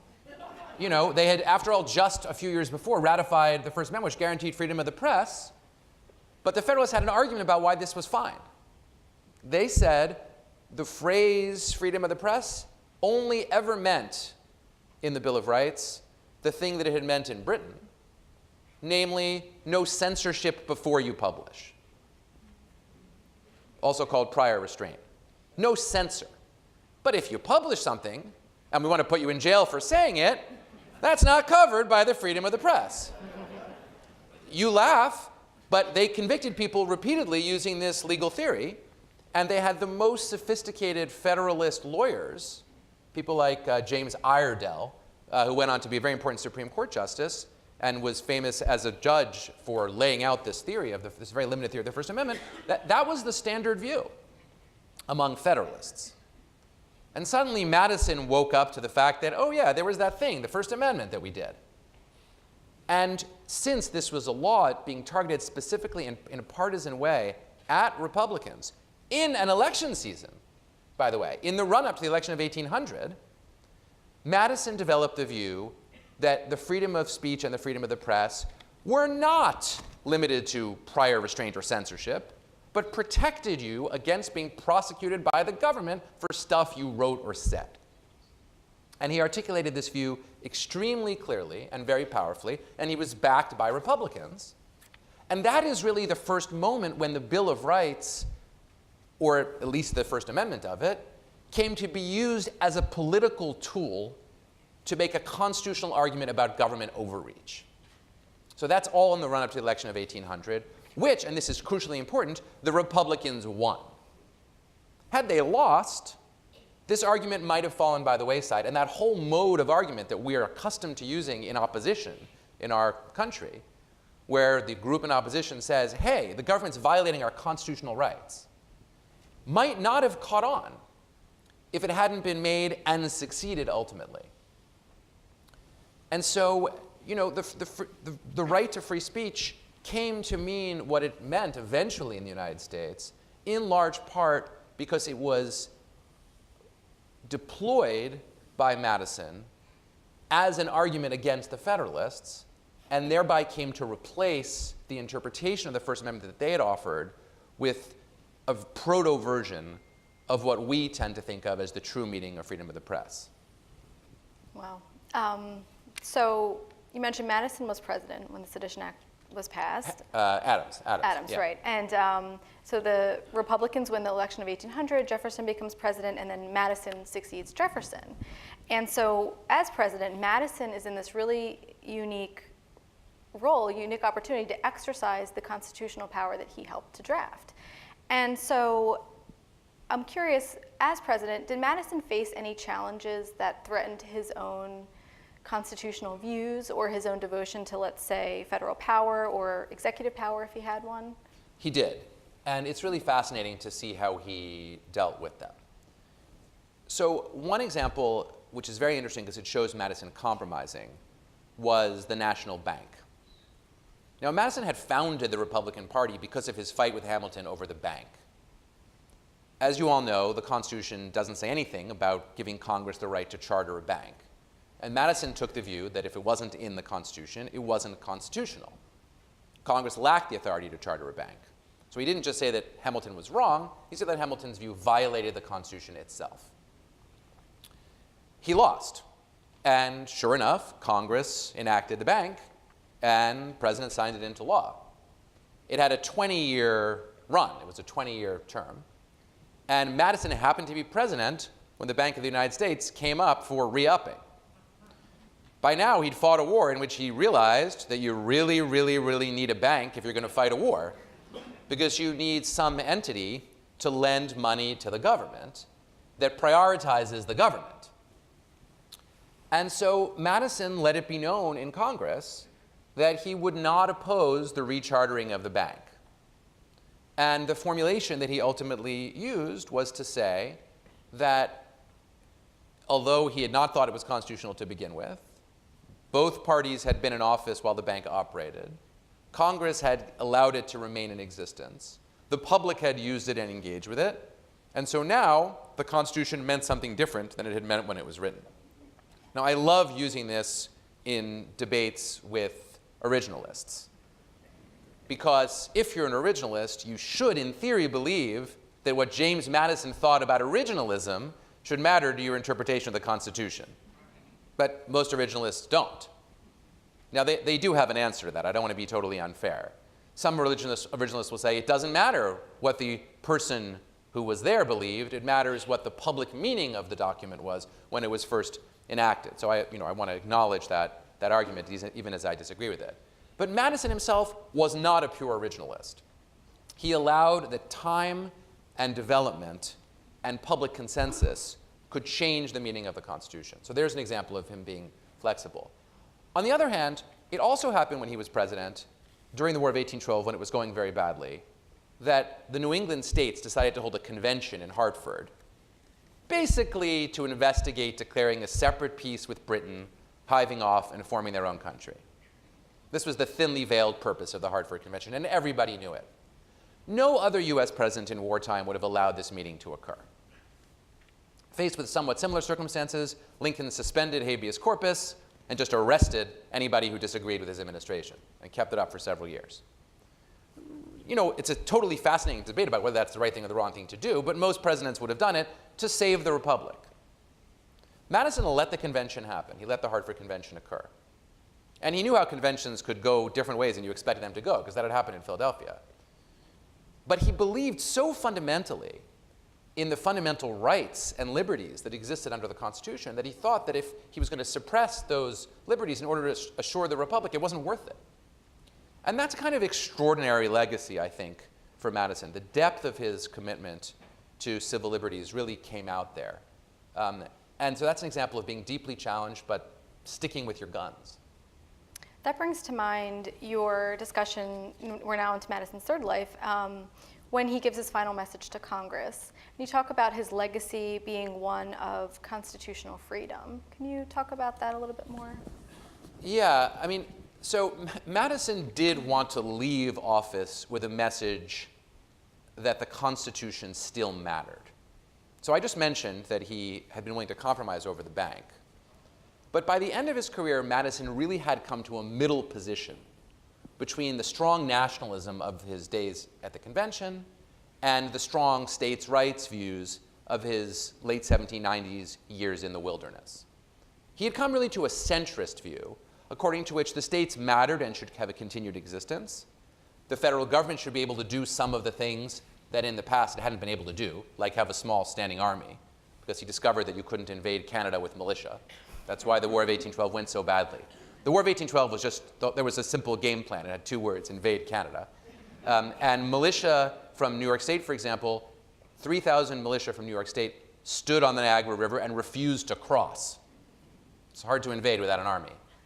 So this is part of the reason that the War of 1812 went so badly. So Madison had learned that the federal government should have some capacity and power.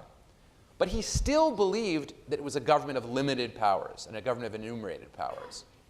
And so he actually vetoed, as his last official act in office, a bill that had been passed by the Republicans that called for money to be spent on national infrastructure, roads, bridges.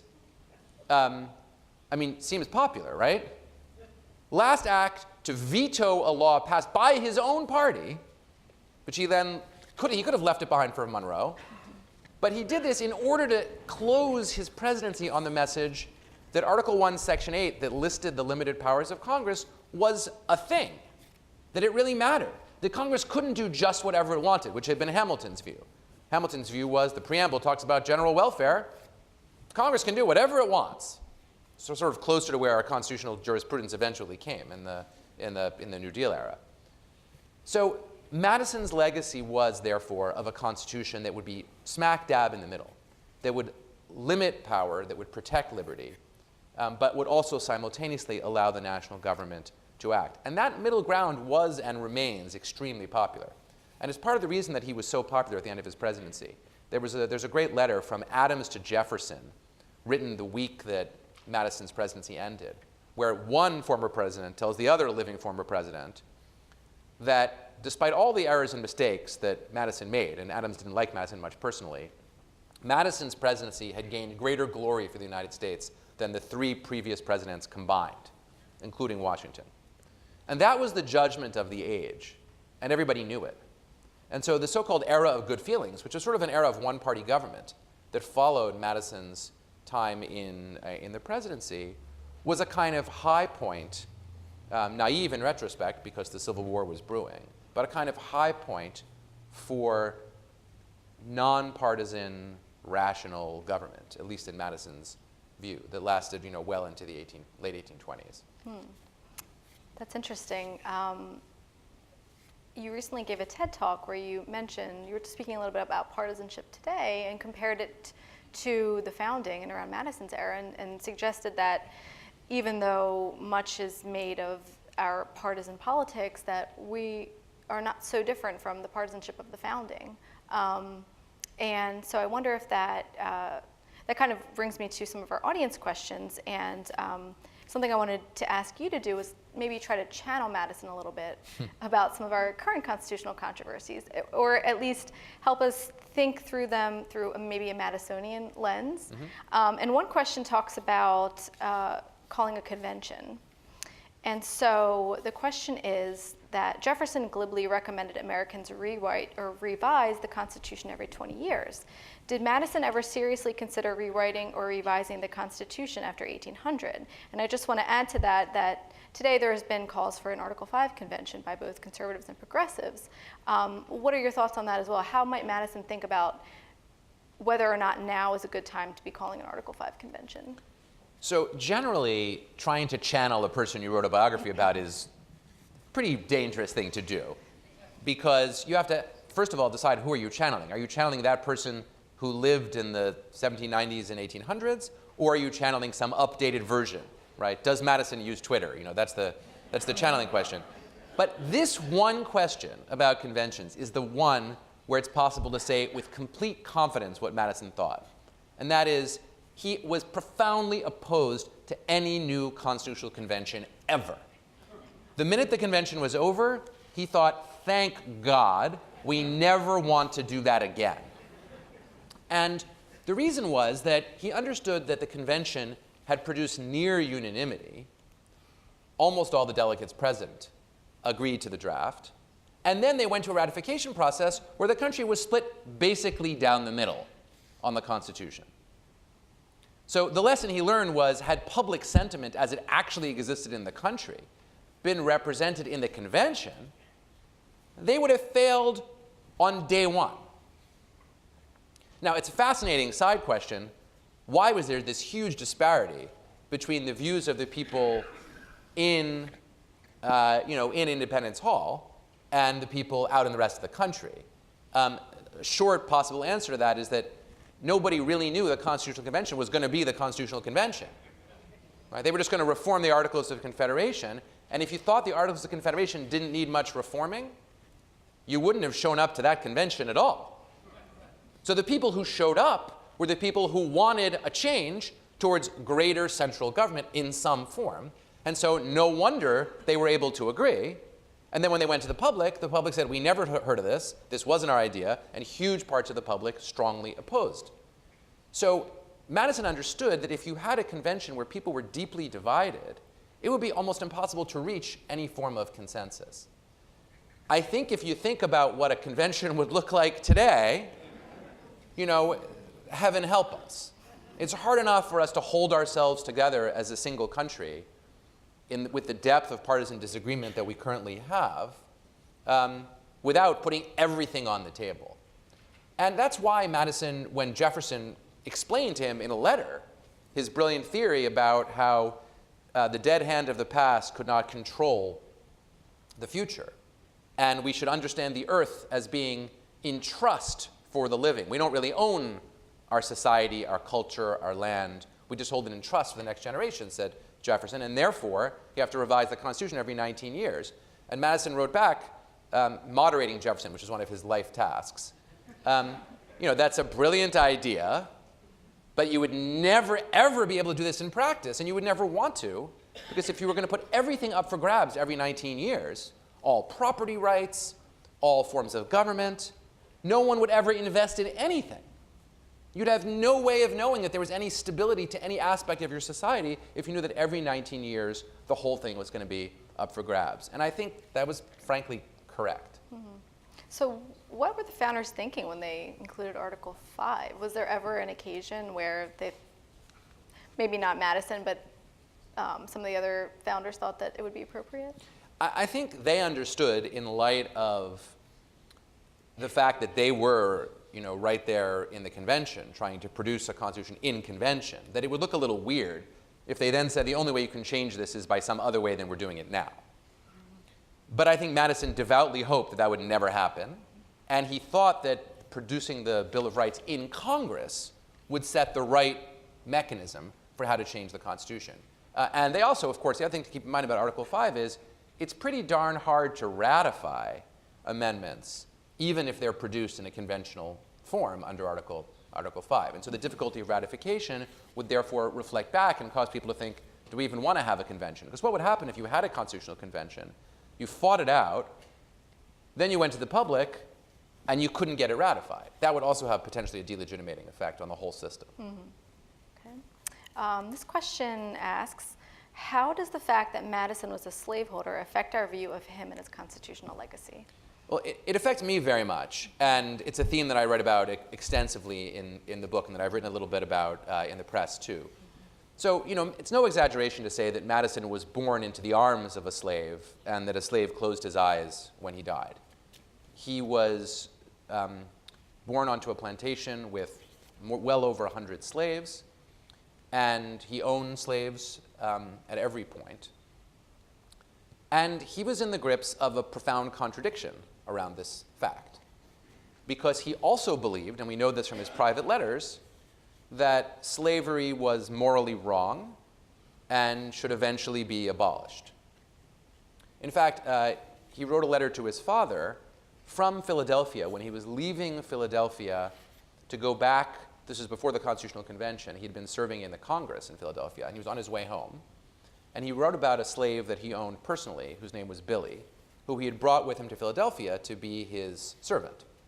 And he wrote to his father, I can't bring Billy home because he's been living in Philadelphia, where people understand freedom, and he will taint all the other slaves on the plantation. But he says, I also can't sell him because at this point, under the laws of Pennsylvania, you weren't allowed to sell a slave. Pennsylvania, as you probably know, engaged in a very complicated process of the abolition of slavery, and at this particular juncture, you could own a slave if you were a member of Congress who brought your slave with you.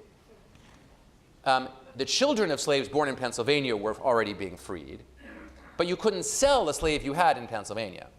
So Madison says to his father, I could, potentially sell him off to some other deep southern state or maybe to the Caribbean, but he says it would be monstrous to punish with transportation, in other words, sending away Billy, who only wants the right that we declared ourselves to exist for all humans and fought for and spilled our blood for in the Revolution.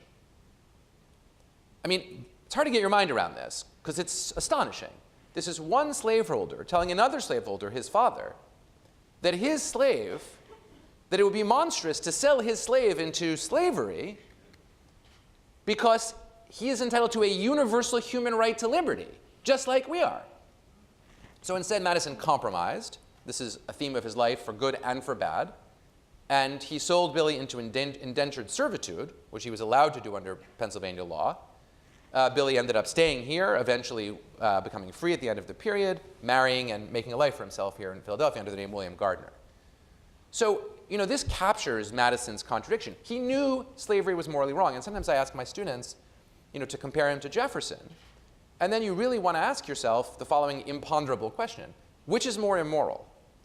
To believe that African Americans or people of African descent are inherently inferior and to hold them as slaves? That's a Jefferson view. Or to believe that people of African descent are equal in capacity and value to white people and hold them as slaves? Right? I mean, neither is good. Okay, I'm not defending either, but it's kind of a deep, hard question to ask, which is more immoral? And that immorality, Madison's version of this, really, really follows him throughout his life. Towards the end of his career, he became very focused on a plan that he'd always believed in, namely repatriation of Africans. Of course, they were actually born in the United States, so they weren't actually being repatriated, but resettlement of people of African descent in Africa, in Liberia. And he became the chairman of the American Colonization Society late in his life, which was created to colonize Liberia. It never seemed to convince Madison that his actual slaves had no interest in going to Liberia. So worried was he about the difficulties of racial integration after emancipation. So a deep contradiction, in my view, in Madison's life, and it pervaded the Constitution. It pervaded the structure of the Constitution. the 3/5 Compromise, the Fugitive Slave Law Clause, rather, multiple features of the Constitution, which Madison justified on the grounds that they were compromises that were necessary. There's two questions that look to compare the skills that, so I'll read this one. How did the skills and abilities of Madison at the convention compare to his skills as president? And a similar question is about how his skills in creating the Constitution compared to his skills demonstrated as chief executive. Yeah, it's a super interesting question. I think in both cases, his strength was trying to convince people rationally of things, and his weakness was that people don't always do what's in their rational best interests according to you. So at the convention, he tried to offer a rational argument for, say, proportional representation, and the small and medium states just said no. He said, but you admit it's not fair for you to have more representation. And they were like, uh-huh. Right? So, and then at that point, Madison had nothing to say. He wasn't very good at dealing with other people when they were not being that rational. And the same was true during his presidency when he kept on trying to convince the British and the French that it was rational for them to open their ports to US trade. They had only to gain, he kept on trying to show them. And for the longest time, their reaction was, I think it's up to us to decide that. And in the end, he had to turn to the threat of force and ultimately the use of force in the War of 1812, which he knew was not reason. Force is not an argument from reason. And it took that in the end, it took the threat of force to get the British to change their view in the end. So on the bright side, he learned as president that you can't always rely on everybody else to be reasonable just because you are. But on the downside, the cost of that recognition was a war. And that's a high cost in any presidency. Mm-hmm. Is there anything that struck you while writing the book as something that you either never realized about Madison before or was a misconception that you wanted to clear up? Yeah, I think there was. Probably the greatest misconception that I think most people have about Madison, and that I sort of had, was that after producing this incredible Constitution, he was kind of done. He had made a global contribution. He would be famous for it forever. So he could sort of go home and live out the rest of his life without really changing his views. Madison wanted the Constitution to be venerated. He would be thrilled by the existence of the National Constitution Center. Thrilled. Because he liked the idea of civic institutions that stood for values of liberty, values of federalism, and above all, the value of rational thought in defense of these things. So he would have loved that. But he also wanted us to have that little extra special something behind the Constitution where we worship it. Venerate is a polite word for worship. It's a fancy word for worship. So it's easy to fall into the mistake of thinking that once the Constitution was done, all he wanted to do was spend the rest of his life saying, yay, Constitution. But that's not how it happened. He discovered that his own Constitution was flawed. And he needed to fight incredibly hard in both of his next two political lives to try to right the ship of state that was listing in part because the Constitution, in fact, wasn't perfect. And he knew it wasn't perfect.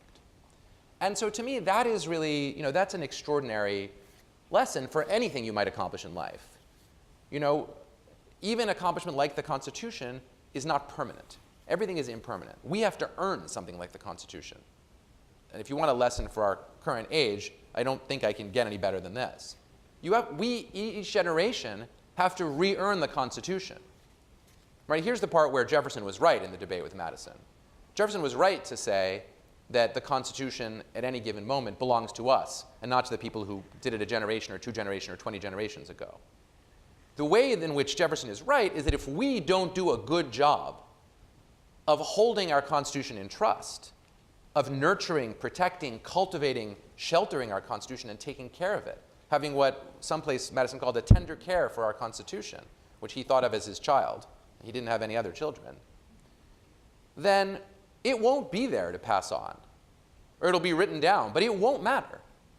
The Constitution has to be refought, re-engaged, and redefended in every generation. And to me, that's the most profound lesson of the rest of Madison's lives, that even the person who made it had to spend the rest of his life fighting very hard with every ounce of energy and strength that he had to defend that Constitution. And that's, I think, a good way to try to live one's own life in the world of constitutions. Absolutely, yeah. And everyone at the National Constitution Center is just thrilled to hear that we are the living embodiment of Madison's legacy. So it's great news. The last question, and you had to know this question was coming. Do you think we will see Madison on Broadway anytime soon? Well, my grandmother, who was from Philadelphia, would say, from your mouth to God's ears. I think Madison had a very different character from Hamilton. And I don't know that the hip-hop musical is the right genre for us to express. But I think there might be other ways through television and through other media for us to hit on some of the real drama of Madison's life and the real excitement that it contained, even if it doesn't have to rhyme. Great. Noah, thank you so much.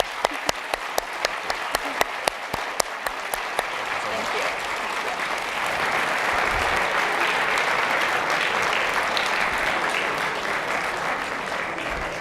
Thank you.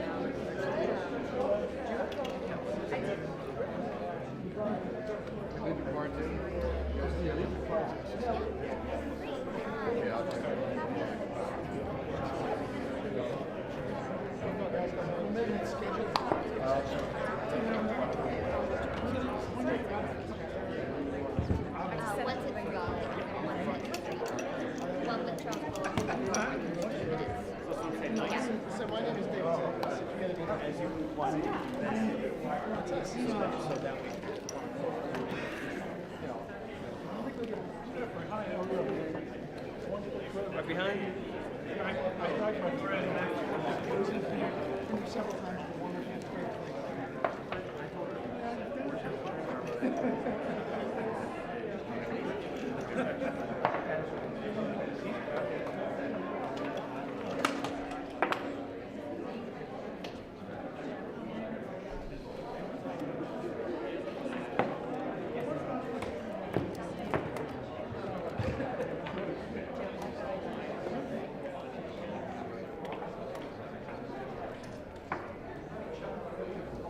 Test.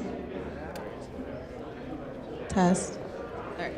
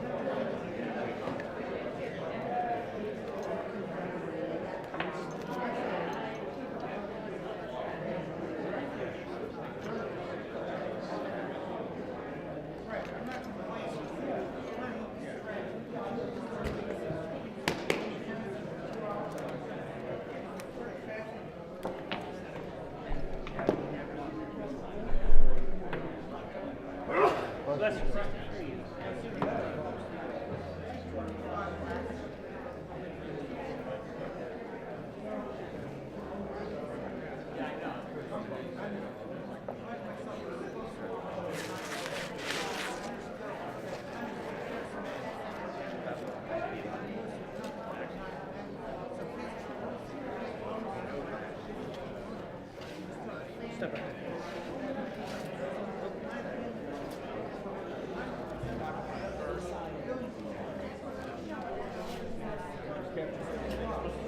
You guys only get the first two? Yeah.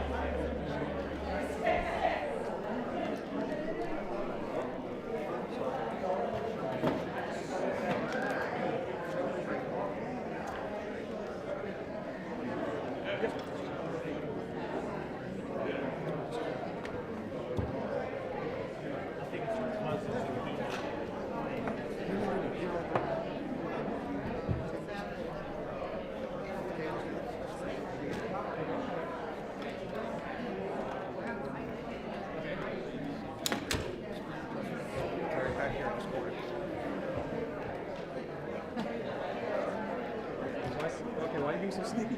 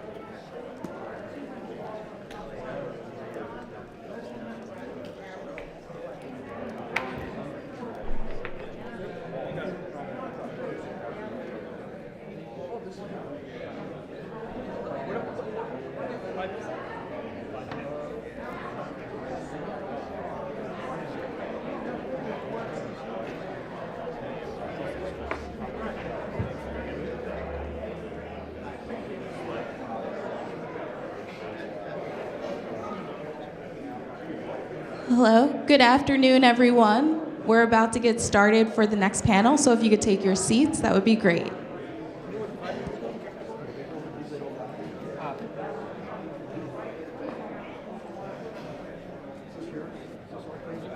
Yes. No. Is that those? No, no, no. No.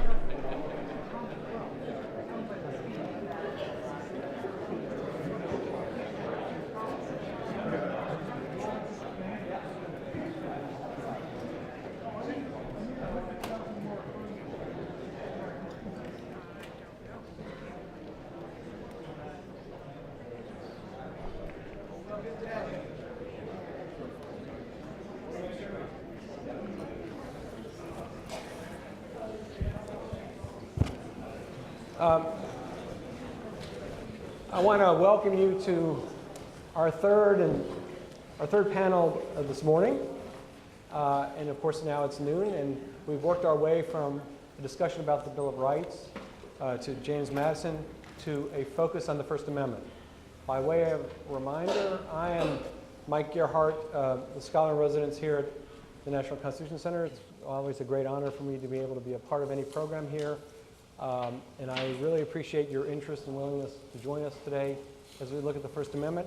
I'm going to give a brief introduction to each of our wonderful panelists, and then I want to sort of begin our discussion, our closer, more in-depth look at the First Amendment. On my far left, which would be your right, Jamil Jaffer, director of the Knight First Amendment Institute. To his right, Jeffrey Herbst, former president of the Museum. And of course, to my immediate left, Anita Bernstein, professor of law at Brooklyn Law School. We are going to, of course, look at the First Amendment. And at the outset, you should know a few things. Of course, you should know that it didn't start out that way. The First Amendment was not literally the First Amendment that was considered. We've had that lesson driven into us all day. And yet here we are in the third panel, treating it like it's something special. And so a good place to begin, I'm going to start with Jamil, is why is the First Amendment important, and what especially about it today do you think is an important thing to be focusing on? All right, well, first, thanks for inviting me. So I think that free speech is probably important and felt as important to most democratic societies. I grew up in Canada, and I think Canadians think of themselves as committed to free speech principles, and I'm sure that's true of most European countries as well. But I think that Americans think of free speech and the First Amendment as central to their identity, our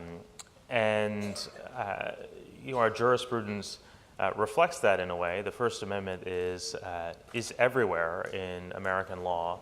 There are very few issues that the First Amendment doesn't touch. And one of the most important questions right now is whether that's a good thing or not. There is a school of thought that believes that free speech is best protected if the First Amendment is construed as broadly as possible. There are good arguments for that theory, but there are others who believe that the First Amendment is meant to reflect certain values. The First Amendment is there to protect, to ensure that the processes of self-government and democratic deliberation work properly, and the First Amendment should protect, or protect at least chiefly, expression that is connected in some way to the process of self-government. And that's a very important fault line in First Amendment scholarship right now. It's a fault line in First Amendment jurisprudence. A lot of the cases that come before the court right now are cases about what the First Amendment should reach. What kinds of things count as speech, or what kinds of actors count as speakers. So those are very important questions right now, which I will not try to answer. But the second part of your question, what's especially important in this sphere right now, the questions that I spend a lot of time thinking about have to do with free speech in the digital age, the way that new technology has changed the way we communicate with one another, changed the way we communicate with the government, with government officials. And right now, I think one of the most important questions is how free speech ought to work on social media. The social media platforms are private actors, and so the First Amendment doesn't apply to them directly. But those spaces, those social media platforms, are probably the most important venues right now for political speech, and speech of many other kinds as well, but especially political speech, including speech about and to government officials. And I don't think we have figured out yet what we want social media platforms to do, how we want them to police those spaces. Should they think of themselves as applying First Amendment principles, even if the First Amendment doesn't directly bind them? Or do we want them to make viewpoint decisions, for example, by taking down accounts that are associated with neo-Nazis? And I think that's a very important question that will have dramatic implications for the vitality and even integrity of political debate over the next 10 or 20 years. Okay, thank you. And as Jamil points out, I, of course, as a law professor, had to ask a two-part question. It just comes with the territory. So, Jeff, I'll ask the same two-part question to you. Why is the First Amendment important? And particularly today, what First Amendment issues do you think are of special concern or ought to be of special concern to us? Well, of course, great day to discuss the Bill of Rights and the First Amendment, 226th anniversary of ratification of the Bill of Rights. That's a good thing, by the way. So happy birthday, Bill of Rights. Look, on the one hand, very few Americans can name all 5 freedoms in the First Amendment. Of course, all of you can. But it's in the ether of American democracy that speech, press, religion, petition, and assembly are protected. And Americans know that in a more fundamental way. To me, the importance of the First Amendment and why it's always central to our discussion begins with the first phrase: Congress shall make no law. And that absolutist commitment to freedom, even though it's been modified by jurisprudence and there are exceptions, I think it's the starting point of American democracy in a lot of ways, that Congress shall make no law. And it says that the American perspective on freedom is a profound one. So I think that sets the tone, if you like, for many of our democratic discussions. Then there's the sheer scope of the First Amendment, mentioning the only industry, by the way, that's discussed in the Constitution and the amendments: press, speech, religion, a whole sphere of public and private life, as well as petition and assembly, 2 of the more profound ways which governments are kept accountable. So the sheer width of it and the sheer scope of so many discussions that fall under the First Amendment makes it in many ways unique. So I think it really is foundational to so many of our discussions, not only in substance, but as I said, in tone. In terms of the issues today, because it is such an absolutist statement, underneath the First Amendment, while there's, of course, profound jurisprudence, there's also, I think, some assumptions about American society that we have, at least in theory, some of the same ideals and can operate in these tremendous freedoms in ways that allow our society to continue to exist and hopefully prosper. What I worry about today is not that we have continuing discussions and debates about precisely what the First Amendment means. We've had those for a long time. What I worry about is underneath some of those discussions are questions of the very legitimacy of the other side, that people no longer believe simply that you're wrong. That's okay. We've had that for a long time. But that you're wrong and that your views don't count, are illegitimate, not protected. And we see that not only in speech, but I think seeping over to religion and possibly some of the others. And to me, that's a very corrosive element of our democracy, which we'll undoubtedly go on to discuss. So I think the real issue, the real concern to me beyond the jurisprudence is, can we operate in this extraordinary level of freedom that the Bill of Rights has given us, but which assumes that we have some common ideals at a time when our society is increasingly polarized. Thank you. And so, Anita, the question goes to you as well. First Amendment, why it's important, and what especially, what special First Amendment issues are of concern to you? My response picks up on a couple of things that Jamil and Jeffrey have said. That's the benefit of going third. I can sort of leverage and benefit from what's been said before. Jamil mentioned the idea of a broad or broadly view of the First Amendment as in tension with an alternative, such as constraints on the prerogative to speak. My view of the First Amendment is that it is not actually broad at all today, that it's suppressed, as interpreted by the courts, it suppresses and silences many groups of people in particular, and I take an interest in women, just based on my own experience, as a group of people who wish to speak and are not entirely permitted to do so in the current state of the law as it's used. And so that's my general kind of commitment to the First Amendment. I think that it's very important for individuals like me who have a particular interest to listen and reflect on what we hear on other takes or views of this very important source of American democracy. Now, when Jeffrey mentioned the absolute nature of the phrase, Congress shall make no law in the United States Constitution, that certainly is a very stark assertion about the freedom to speak. But as applied and as understood in the courts, there are lots and lots of constraints on what may be said.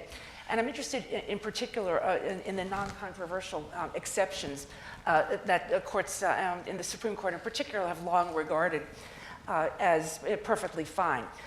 So when we say that an individual may not make material false statements in a securities prospectus or cannot engage in defamation, that fighting words and obscenity also may be regulated, we've got a large number of limitations on the broad idea that people may say whatever they want. And so I'm interested in constraints and suppressions that are tolerated and even fostered, I think, by the current state of the law. As for the second question about today, I'll take a loose view of today and mention, as the other two panelists have, that digital media and the electronic nature of speech, I think we all agree, have made a big difference in what the First Amendment is doing today for a number of reasons. The permanent nature or quasi-permanent nature of electronic data means that speech is not casually forgotten and blown away after it's said.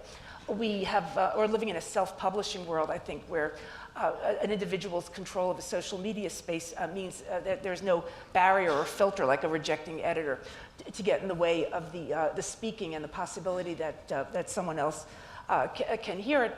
And I think that this is an issue of interest to Jeffrey in particular. I think the sheer volume of speech has generated a different generational attitude toward freedom of speech, so that people who are younger than our median age or have a skepticism about freedom of speech that someone born in my year of birth wouldn't have. And I think that the idea of freedom of speech is evolving and changing as in a new demographic that has had a very different experience of what it means to hear words and say them. Okay, thank you. Obviously, we are not going to be able to tackle the entirety of the First Amendment even in an hour. But instead, we're beginning to focus on those majestic words, the freedom of speech. But Jamil, I want to sort of pick up a little bit on what you had mentioned and what even some of the others had mentioned as well. And we were talking about this a little bit in the green room. When we talk about social media, the digital age, I don't think we can ignore a big development that just happened this week with the Federal Communications Commission. Could you tell us about net neutrality and why the decision made this week is an important one? Sure. So yesterday, the Federal Communications Commission voted 3-2 to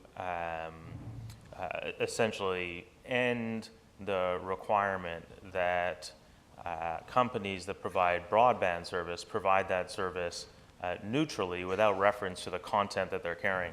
So, the effect is, at least in theory, the companies that provide your access to the internet can now make decisions about, can now discriminate on the basis of whose content they are carrying over their infrastructure. So, in theory, an internet service provider could say, we're going to carry Fox's content very efficiently and carry MSNBC's not so efficiently at all, or vice versa, right? And you know, there's very little competition amongst broadband providers, and so it's not a realistic option for somebody who is unhappy with their broadband service to go to another provider. They have monopoly power, and now they're going to have the power to use. They're going to be able to use that monopoly power to affect the marketplace of ideas. So I think that's a very dangerous thing, and I think it's unfortunate that the FCC has gone in that direction. But this actually relates to a larger question about gatekeepers, because ISPs aren't the only, internet service providers aren't the only gatekeepers. Facebook is a kind of gatekeeper too. Twitter's a kind of gatekeeper too. And these questions about the responsibilities of gatekeepers or platforms are immensely important questions for free speech right now. It goes back to what I was saying earlier. You know, do you want Facebook to think of itself as like the government in its commitment to basic First Amendment principles, including the principle of viewpoint neutrality? Or do we want Facebook to curate a community, to have the ability to curate a community? You know, and it may curate that community with many different goals in mind. Some, you know, all of them ultimately commercial goals, but some of them more about the identity of the company, about the kind of conversations they want to facilitate. But you know, Facebook thinks of itself as a speaker or an editor or a publisher under the First Amendment for First Amendment purposes, although there are some important exceptions. But Facebook would claim First Amendment protection for its editorial decisions, its decisions about which content to privilege, what content to bury. You know, is that healthy for our democracy, or is it a threat to our democracy? And whether you conceive of Facebook as a gatekeeper or as a participant in the marketplace of ideas makes all the difference in the world to, you know, how you would answer those kinds of questions. I hope that wasn't too abstract. But well, we're going to start connecting the dots in a minute, but I appreciate that. Obviously, we're talking about different forums in which speech occurs, different forums that are governed by different entities, some private, some public. And we're going to begin to see what overlap or disconnect there may be among those. To move from what seems to be disconnected, but I don't know that it is at all, the internet to campuses, Jeffrey. You talked about discourse perhaps being coarsened. And one area I think that's been of concern to you and certainly of concern to many other people has to do with campuses, universities, as places not just where speech occurs in all sorts of different ways, but where some speech, in fact, has been difficult. Some expression's been difficult. There's a lot of sensitivity on college campuses. How does freedom of speech work there? Well, let's step back for a moment, and we'll discuss throughout the panel the problems of free speech, gatekeepers and like, but I think the big picture is different, which is, the big picture is we have witnessed the greatest explosion of free expression in human history over the last few years. We had gatekeepers in the past. They were 3 network anchors in the United States and a couple of newspaper editors at premier newspapers. They were almost all white men in New York City. Today, a 17-year-old can have 10 million followers on YouTube without investing any money in advertising. So we are at an extraordinary moment, a revolution in communications that is without parallel. In any revolution, there are issues. And you cannot go as a society from one type of gatekeeper, the Walter Cronkite model, to something else, a couple of companies that didn't even exist 25 years ago, without a whole host of problems. And some of those problems, to focus now on the question you asked me, we certainly see on college campuses.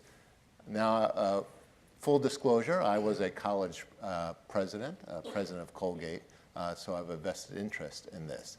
And I'll say that there are 4,000 colleges and universities in this country. And if you read a bad story any one day, it is a bad story. What's happened at Claremont or Middlebury or other places are bad.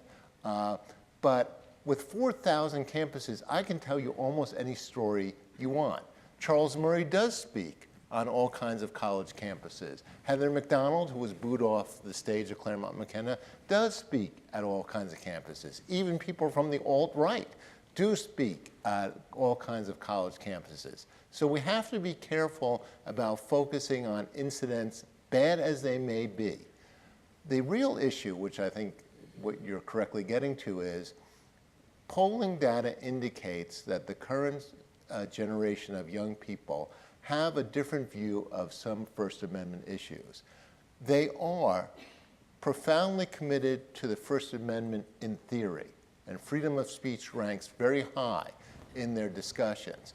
However, when it comes to some particular issues, particularly what's seen as derogatory messages directed towards women or minority groups, then many young people want to see a kind of carve-out of the First Amendment, that those statements, those expressions, and this is, I'm talking about a generation of millions of people here, so this is inchoate and imprecise, they are more prone than previous generations to want to see some kind of regulation of those particular messages in particular, directed at what they see as derogatory messages directed at minorities or women. And of course, this is all wrapped up now in social media because the horrible statement that was scrawled in the men's restroom in a previous generation of college may have been bad, but may have been seen by a couple dozen people. Today, anyone who tweets something out, it's seen instantly by the campus, potentially instantly by millions of people around the world. So the stakes are much, much higher. I think that we are going to have to face a reckoning with these different generational understandings of freedom of speech, especially as millennials become, they're already the biggest generation in our society as they become more politically powerful. And it all interacts with, as Jamil said, the social media issues and other issues. So I think it's an issue, but the speaker issue is a problem. I'd say it's overblown in many cases. The real issue is students' understanding of the First Amendment and their own views of what's acceptable speech. Okay, thank you. Anita, I have a sense that you have a lot you're going to want to say here. Let me just ask you to work into your comments. A follow-up to some comments you had made. You talked about, if I heard you correctly, how to some extent women may not be able to express themselves or be heard as well, and I think, for example, on the internet or in social media. Did I hear you correct in that regard?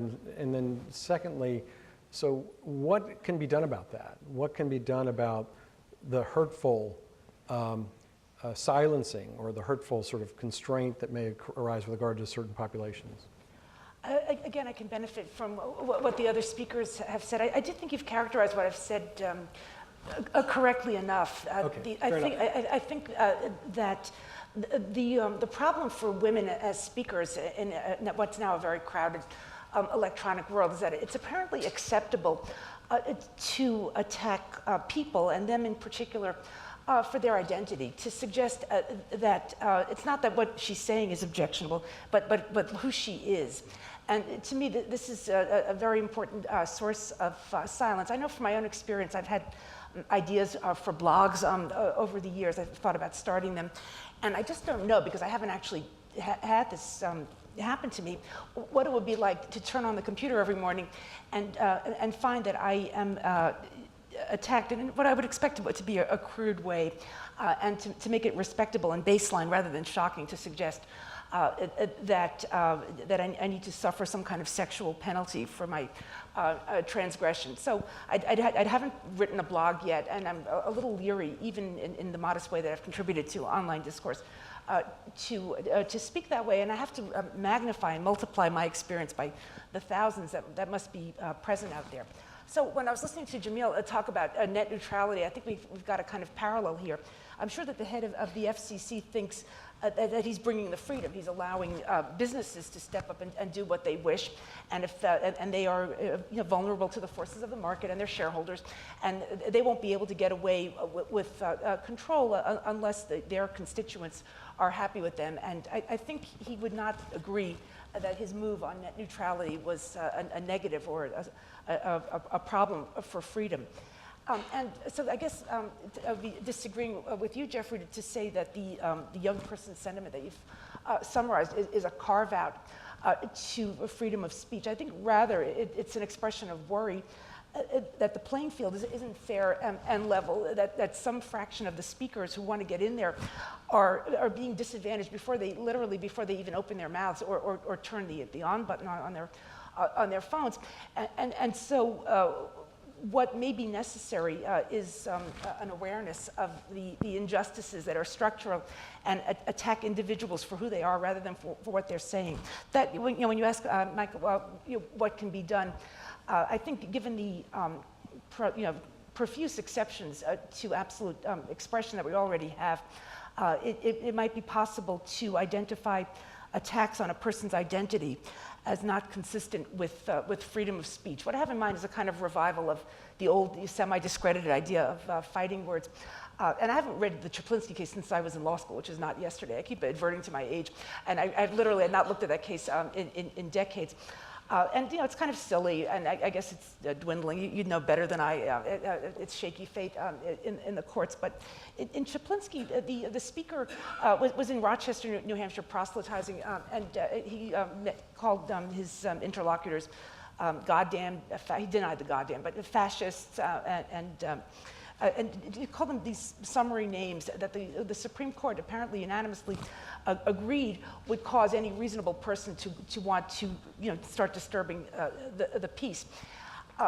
So not all of us get the benefit of fighting words. African American men are not permitted pretty much to engage in condoned violence. And I know growing up, I was never taught that any provocation of any kind would be sufficient to justify my swinging a fist or resorting to physical aggression. So I think not all of us got the benefit of fighting words as something that was regarded as legitimate and proper in response to a provocation.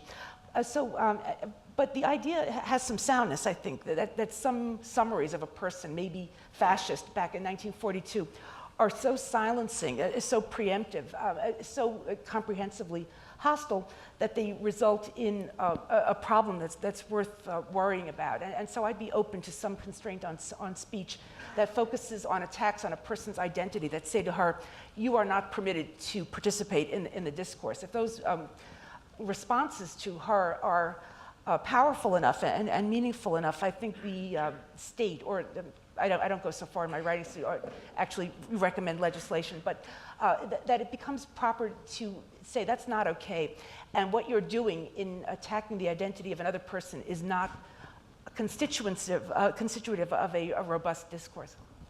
Okay, and Jamil, you should certainly feel free to respond to any part of that. I'm going to try and ask you a one-part question, though, if I may, and I hope it's a fair question. But I'm going to try and sort of link together some of the comments that have been made, including yours. I, for years, had a wonderful colleague who, the First Amendment scholar. His name is Rod Smola. You may know Rod's work. And one of the theories that Rod put forward was that there really was not just one First Amendment. There was a First Amendment for different areas. There's a First Amendment in schools, First Amendment in prisons, and so on. Mm-hmm. Would you agree with that idea that maybe there's a First Amendment that applies to the internet, but not necessarily to in-person exchanges on a campus? I don't know, but even before you asked the question, I was going to make a comment that's related. Okay. So let me make my related comment and buy some time on your question. I think many of the most difficult and most interesting questions right now relating to free speech involve conflicts not between free speech and some other value like equality or privacy, but conflicts within free speech, a contest over the meaning of free speech. And in those kinds of contests, free speech doesn't win or lose. It both wins and loses. but a particular vision of free speech wins and a particular vision of free speech loses. And often the conflict lines up with conflicts between speakers and listeners, right? So I keep going back to the same examples, but with Facebook, Facebook might, in certain contexts, conceive of itself as a speaker, or an editor making editorial decisions. But its users are also exercising free speech rights, right? Whether they're recognized by the First Amendment or not is a different question, but they're engaged in free speech. And a vision of the First Amendment that privileges Facebook's editorial decisions, that gives protection to Facebook's editorial decisions, may be a vision of free speech that deprioritizes or subordinates the interests of the participants on Facebook's platform, right? So this, I think, is related to what Anita was saying earlier. Some of the decisions that the social media platforms make may be protected by the First Amendment, but the result of those decisions might be, in some contexts, to chill the speech of people who might otherwise participate in their platforms. A lot of people criticize Twitter for not having dealt with the abuse or harassment problem on Twitter, making it too easy for trolls to attack women or other minorities based on their status rather than the arguments they make. And Twitter might say, well, our editorial decisions are, we are cultivating the kind of community we want, and that reflects decisions that are protected by the First Amendment. We are speakers or editors. We are First Amendment actors. And you could accept that vision of the First Amendment, but you should recognize that accepting that vision of the First Amendment has the effect of privileging one set of speakers, the social media platforms, and arguably subordinating the free speech rights of people who use those platforms. So, again, I'm not offering answers to any of these questions largely because I don't have them, but I think those are really important questions, and you see this over and over again in a lot of different contexts. I think Anita's right. The internet service providers will say the decision yesterday is a decision that actually increases First Amendment freedom because it gives us, the internet service providers, the authority to make some decisions that we previously couldn't make, editorial decisions or quasi-editorial decisions that we previously couldn't make. And that may be true, but there's a cost to that, and the cost is also a free speech. The benefit may be a free speech benefit, but the cost is a free speech cost. So we are, if you don't realize it, we're going really deep here. And I want to sort of at least identify a few of the different moving parts. So one thing obviously we've been talking about is the internet. To some extent, it's privately managed. And then there are questions about the extent to which the First Amendment would apply to that or not. That's going to lead me to my question to Jeffrey, which is, given your experience with education, is it your sense that a private university deals with speech differently than a public university? The Constitution applies to public institutions. And so if you're at the University of North Carolina like I am, the First Amendment applies there because it's a state actor. But it doesn't apply to Colgate, which is a private university. How does speech differ then on those different campuses, or does it? It doesn't really. I don't know the president of a single private university who would say, on my campus, we have fewer First Amendment rights than in a public university. Well, they wouldn't put it that way. No, but not only wouldn't they put it that way, though, they're not going to act that way, except for one specific set of issues, which is I think that private universities have the ambition to have all of the First Amendment rights of free expression, except that private universities are not under some strictures to allow speakers to present whether they've invited them or not. Not whether they endorse them. Many people speak at public universities without the endorsement of public universities. But we've seen recently the Richard Spencer and some other issues where people have taken advantage of the public nature of some campuses at Florida and Texas and elsewhere to essentially say, I am entitled to speak there. You couldn't say that at Colgate. But that's people using the public campuses in a particular type of way. It's not the administrators of private campuses saying it. I will say that, continue on looking at students, there has been a shift, and I think it's a profound one, in how people who critique our society for very good reasons about inequality view First Amendment freedoms. A generation ago, maybe 2 generations, depending on how you're counting, Martin Luther King and his colleagues used all 5 freedoms of the First Amendment to advance their arguments for equality in American society.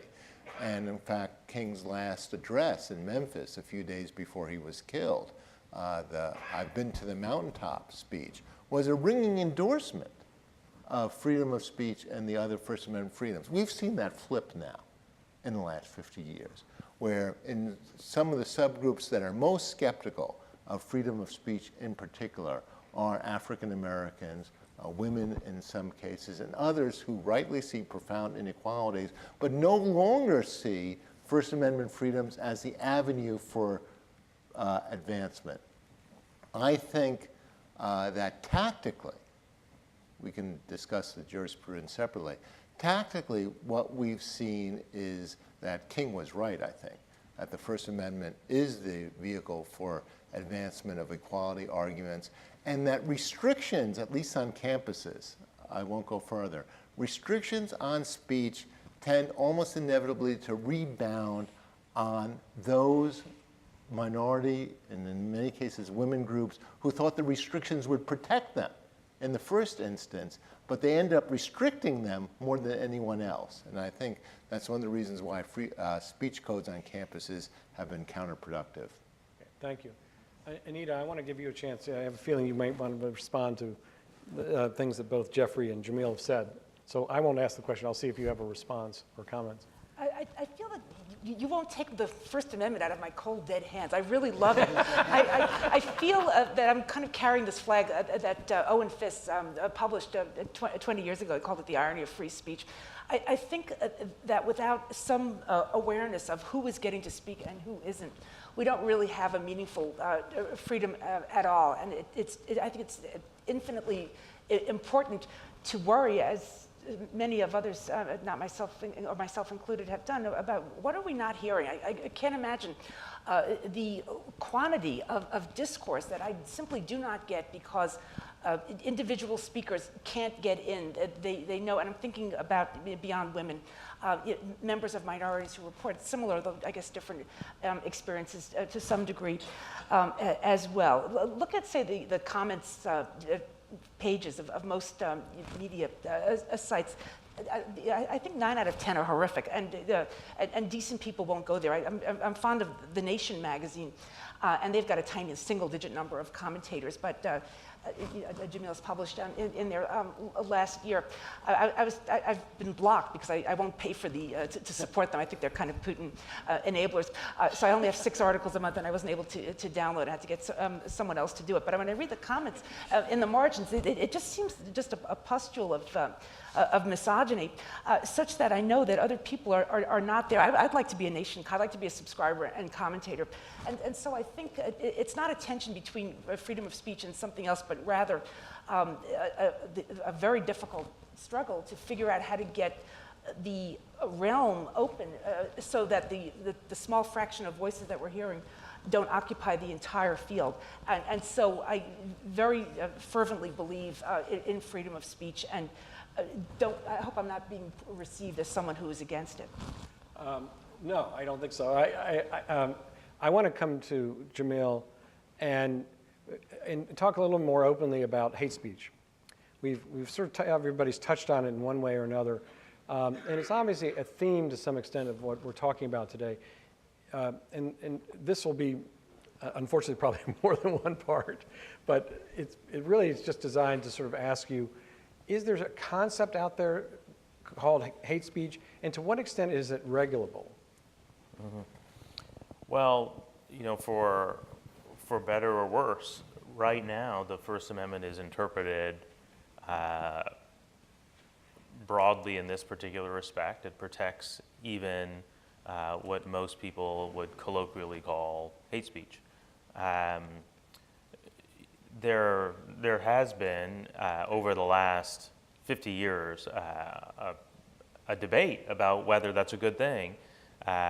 There's this article that I recently had occasion to reread that Charles Lawrence wrote 30 years ago, arguing that the First Amendment, and Charles Lawrence is somebody who's very committed to foundational First Amendment principles, but he is an African American who grew up in the South and knows the connection between the words and a system of profound discrimination. And he argues that the First Amendment should be interpreted to exclude face-to-face insults, face-to-face racial insults. And I actually read that article. I went into that article expecting to disagree with him, but I came out of it thinking, first, he makes a very good argument that these kinds of insults aren't a contribution to a discussion that, to any discussion that we actually want to have, and also that an exception to the First Amendment or construing the First Amendment slightly more narrowly in this particular respect would not be as unmanageable as I at least thought it might be. So I'm actually more open to this than I was even 18 months ago. But to me, one of the hardest questions here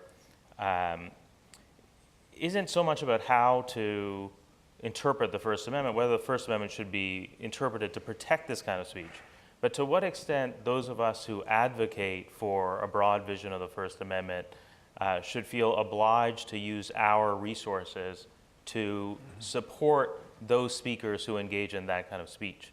And I don't want to go on for a long time, but very briefly, I was at the ACLU for 14 years before I took my current job. The ACLU is famous most of all for its defense of neo-Nazis who wanted to speak in Skokie, Illinois. And there's a debate within the ACLU right now about should the ACLU use its resources to represent neo-Nazis who want to demonstrate in places like Charlottesville. And even if you accept that the First Amendment should be construed very broadly, I think it's a hard question to what extent organizations that think of themselves as First Amendment organizations have an obligation to represent those hateful speakers. And it's a different question from the question of what the First Amendment protects. Our overarching concern at this point is to some extent trying to figure out where the boundary is on expression. Jeffrey, I want to ask you a question that comes straight from the audience, if it's okay. And this also kind of picks up on one of the other ways in which expression may manifest itself. So how do you think conflicts between freedom of speech, such as the Baker and the Colorado case, and the right not to be discriminated against, such as the gay couple wanting a cake, should be handled? So clearly there's a tension there. Does the Baker have a right of expression there? Is that what's at stake in this case? It's an important case, and I think we should all follow it. My own view is that in this case, there's no justification for discrimination. That I don't see the Baker as a cake artist whose freedom of speech is being constrained. I think the court would do well, I think it will find that way. I think the court would do well by us, however, to start to establish some lines, because there clearly are some lines, not in the Baker case, I think, but where people's speech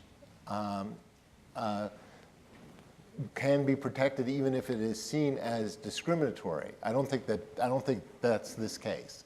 but I think the court would do well to provide us with more guidance. I'd also say, I know I'm in the midst of lawyers in a constitutional center, that freedom of speech and making legal use of hate speech or making it illegal is not the only issue. There's also an issue of politeness and etiquette in our society, which we seem to have lost. I agree with you completely on the comments. I don't think the government has any business regulating the comments section of newspapers, but I think we should ask, and I think Jamil makes a good point, that if you are a First Amendment advocate, you better be really concerned about the content of what you say you're protecting. And I think the comment sections are profoundly embarrassing. And we should ask ourselves, what happened to any notion of etiquette or politeness? Forget about the government's role for a second. And I think that in many of our issues, we have lost that sensibility. That it's not only a question of whether something's legal or not, but what happened to our mutual responsibilities to each other as citizens in society. And I think bringing back a sense of politeness and etiquette is also important. I think because I take it that as a First Amendment advocate, I'm in favor of people saying a lot of things which others find objectionable, but these issues of etiquette and politeness are especially important. They're very important, though of course they raise the challenge of trying to figure out the boundary again. How far can you go? So Anita, one other question from the audience is about bullying. We can assume, and probably all presume, that bullying in faith, when we're together, in personal interaction, can't and shouldn't be done, and it's not protected by the First Amendment. But what about bullying on the internet? When it doesn't call for violence, can that be stopped, and is that covered by free speech? That is a very difficult problem to regulate, and I don't have a terrific fix, but it just builds on what was said, so I think it might be timely, if not necessarily useful. The challenge of improving the discourse, making it more polite and civil, and at least with some kind of default of respect, I think it could be helpful here. About 3 years ago, I published a law review article, and its title was Abuse and Harassment Diminish Free Speech. My idea in that was to think about the major online platforms. At the time, they were Facebook and Twitter, but you could just fast forward a little bit to Instagram and even, I'm told, YouTube. I thought that sentence could be a kind of pledge that I would invite these private corporations to embrace if they chose, and that would help with the bullying problem that the audience member has raised.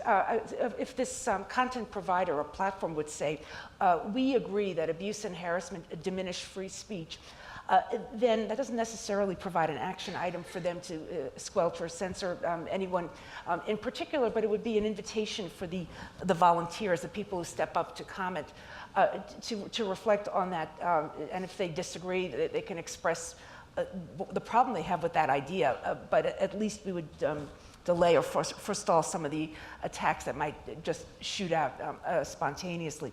And once we can have an approximate fragile consensus, and I know the word fragile consensus is kind of a tautology, like a dysfunctional family, that's one of my friends says. So the consensus will be fragile, but I think if we can agree that abuse is not only troublesome for other reasons, but that it actually suppresses speech, so that it defeats the very point of the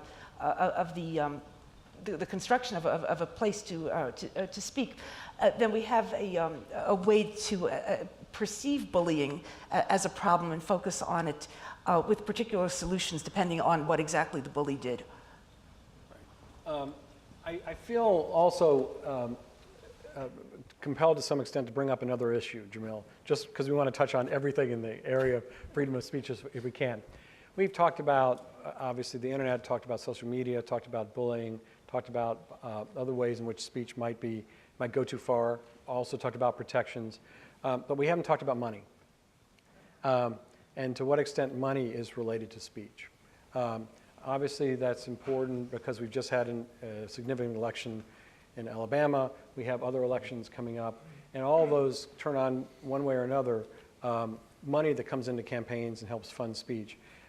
Citizens United, of course, is the big Supreme Court decision. that recognize protection for corporations and using money as a way to support their speech or expand their speech. Do you see any negative effects from that? And if so, how can they be contained? Yes. A leading question.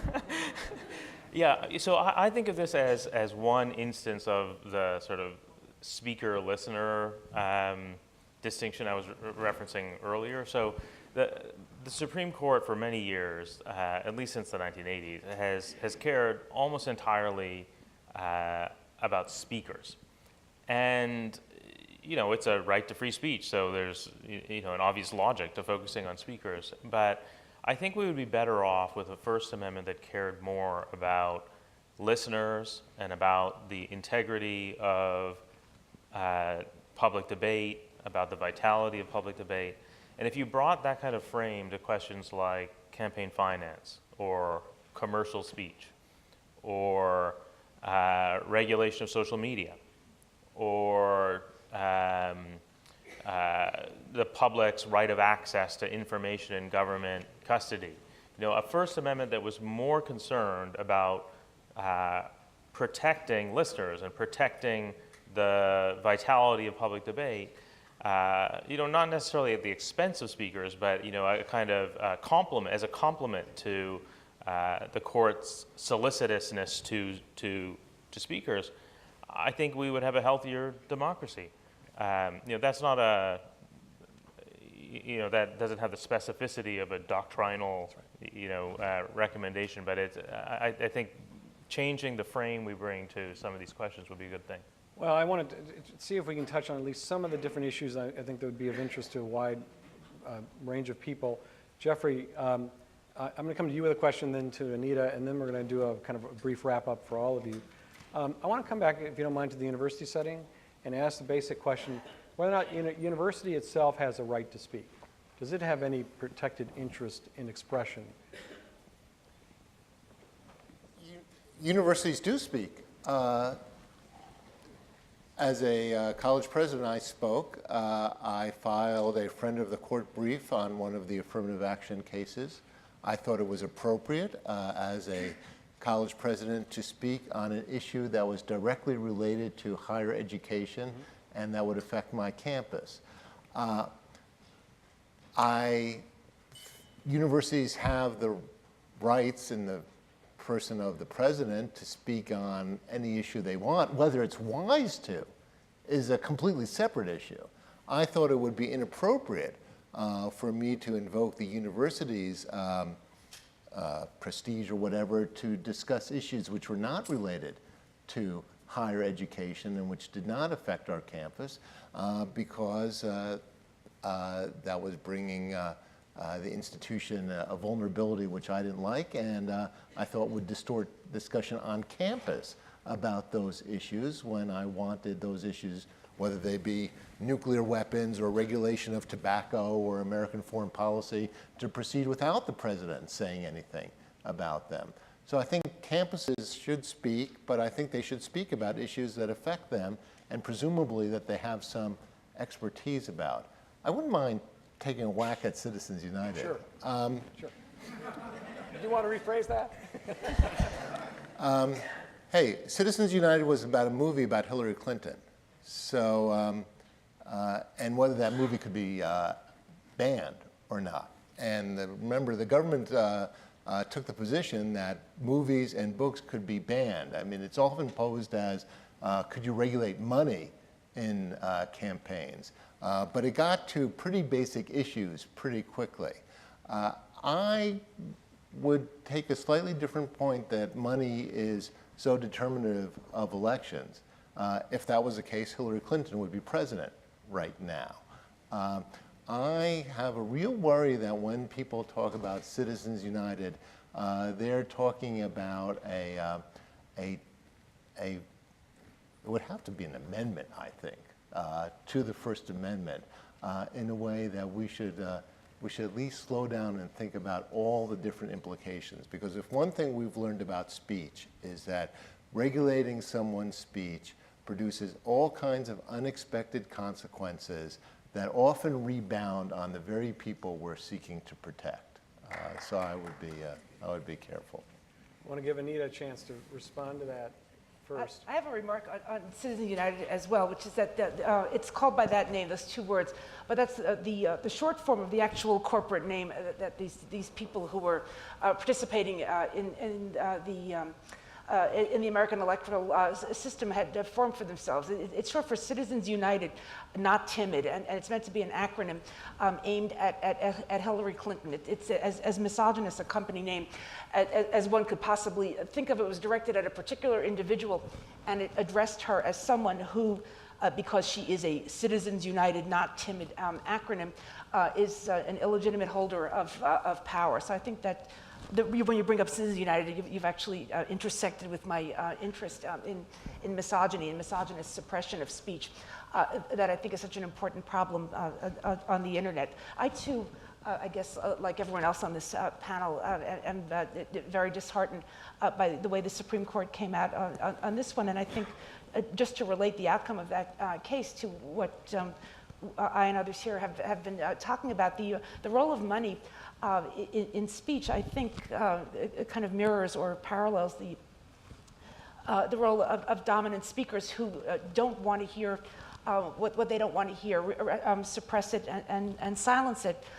Just as big bucks can do that in campaigns, so too can power holders function to put a jackboot on the throats of speakers who have less power than they. Okay, thank you. So we are almost out of time. If I were to ask a last question, it might even be just a way to have us think about whether the Supreme Court has erred on the side of allowing too much speech to go, in a sense, unchecked. But I want to give each of you at least a couple minutes to sort of offer your final thoughts as well on particularly freedom of speech. We can't end our discussion here on Bill of Rights Day and focusing on First Amendment without sort of thinking about what do you want the takeaway to be on the audience's understanding, knowledge of the First Amendment. Jamil? First.